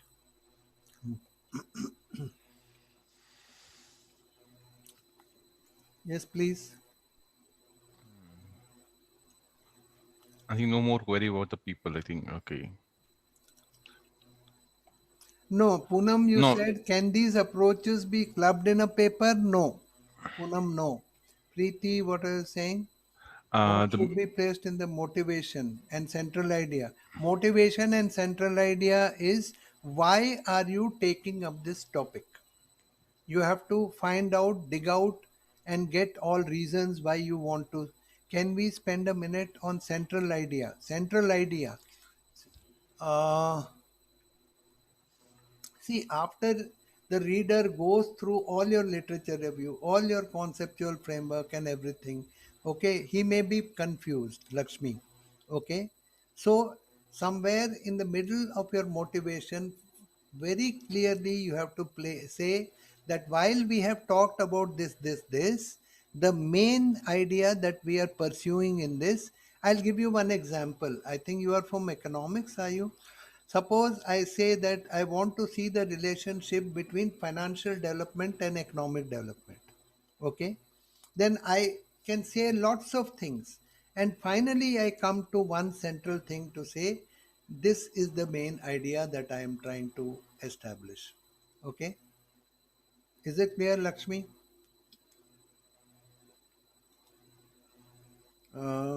What else?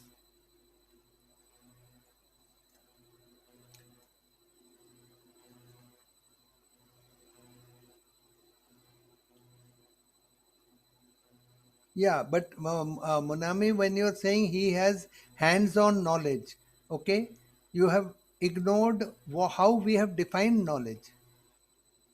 Knowledge is defined in a certain way. We say that for knowledge to increase, you have to go through all this scientific method, which he has not done. Okay, he doesn't know the why of it. Monami?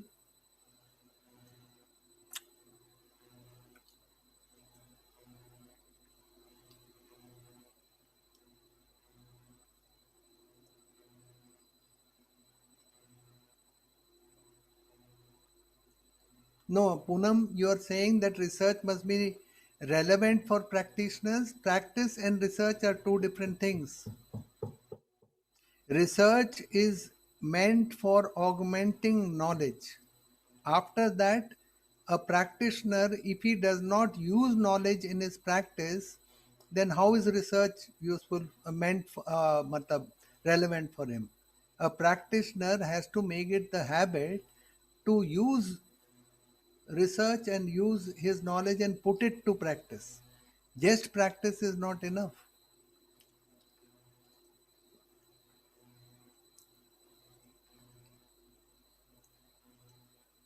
Arun, are we giving the recording? Sir, I don't know about that. Like, it's totally your decision, I नहीं, think. I don't Maybe know. you, विमल ने कुछ announcement किया था maybe ना? I think you talked to Dr. Vimal. हाँ, वो है ना, आप ना विमल से पूछ लीजिए and then you put up a notice to them. Okay. Okay, right, sir.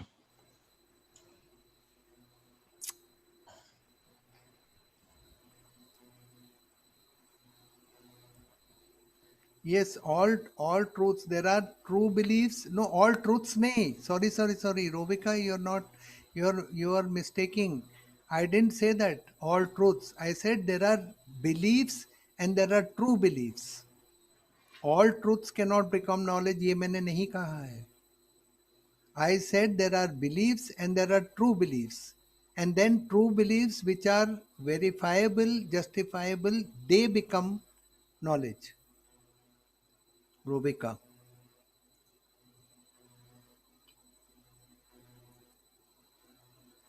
What is OFD code? Right now, there is a not required right now. OFD code is not required right now. Leave it. Not required for today. Actually, they are asking for their codes actually. It's not required. It doesn't say truth. It says true beliefs. Rovika, you're still pursuing that point. That diagram says out of beliefs, there are certain true beliefs. Out of those true beliefs, some true beliefs are verified. They become knowledge. Please look at the diagram again.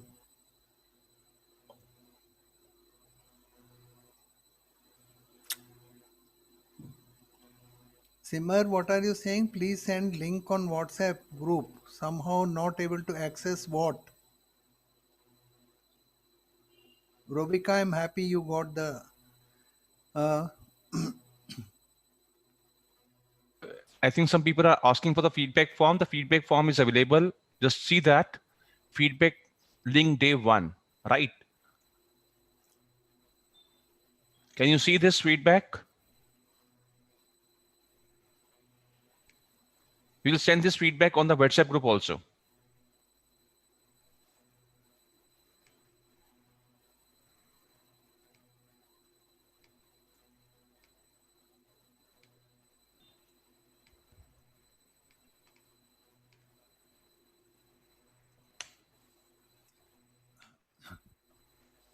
Arun, let Yes, the sir. others leave. Or Yeah, if you we'll want, if anybody want to leave, then they can leave the meeting.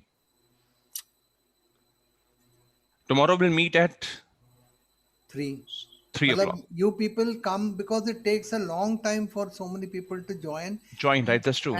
And technical team, please tell me, that whether the total number, because we have gone out of the way to register people even 10 minutes before 11 today morning. And I don't want that after doing all this. I have not been sleeping for 2 nights. I was answering all the phone calls. So we'll discuss that. So with the team. if there are people who are not come in the first session, then they will not get the certificate. Okay, others may leave, or Arun, maybe we'll just talk on phone. Yes, sir. It's better, I think.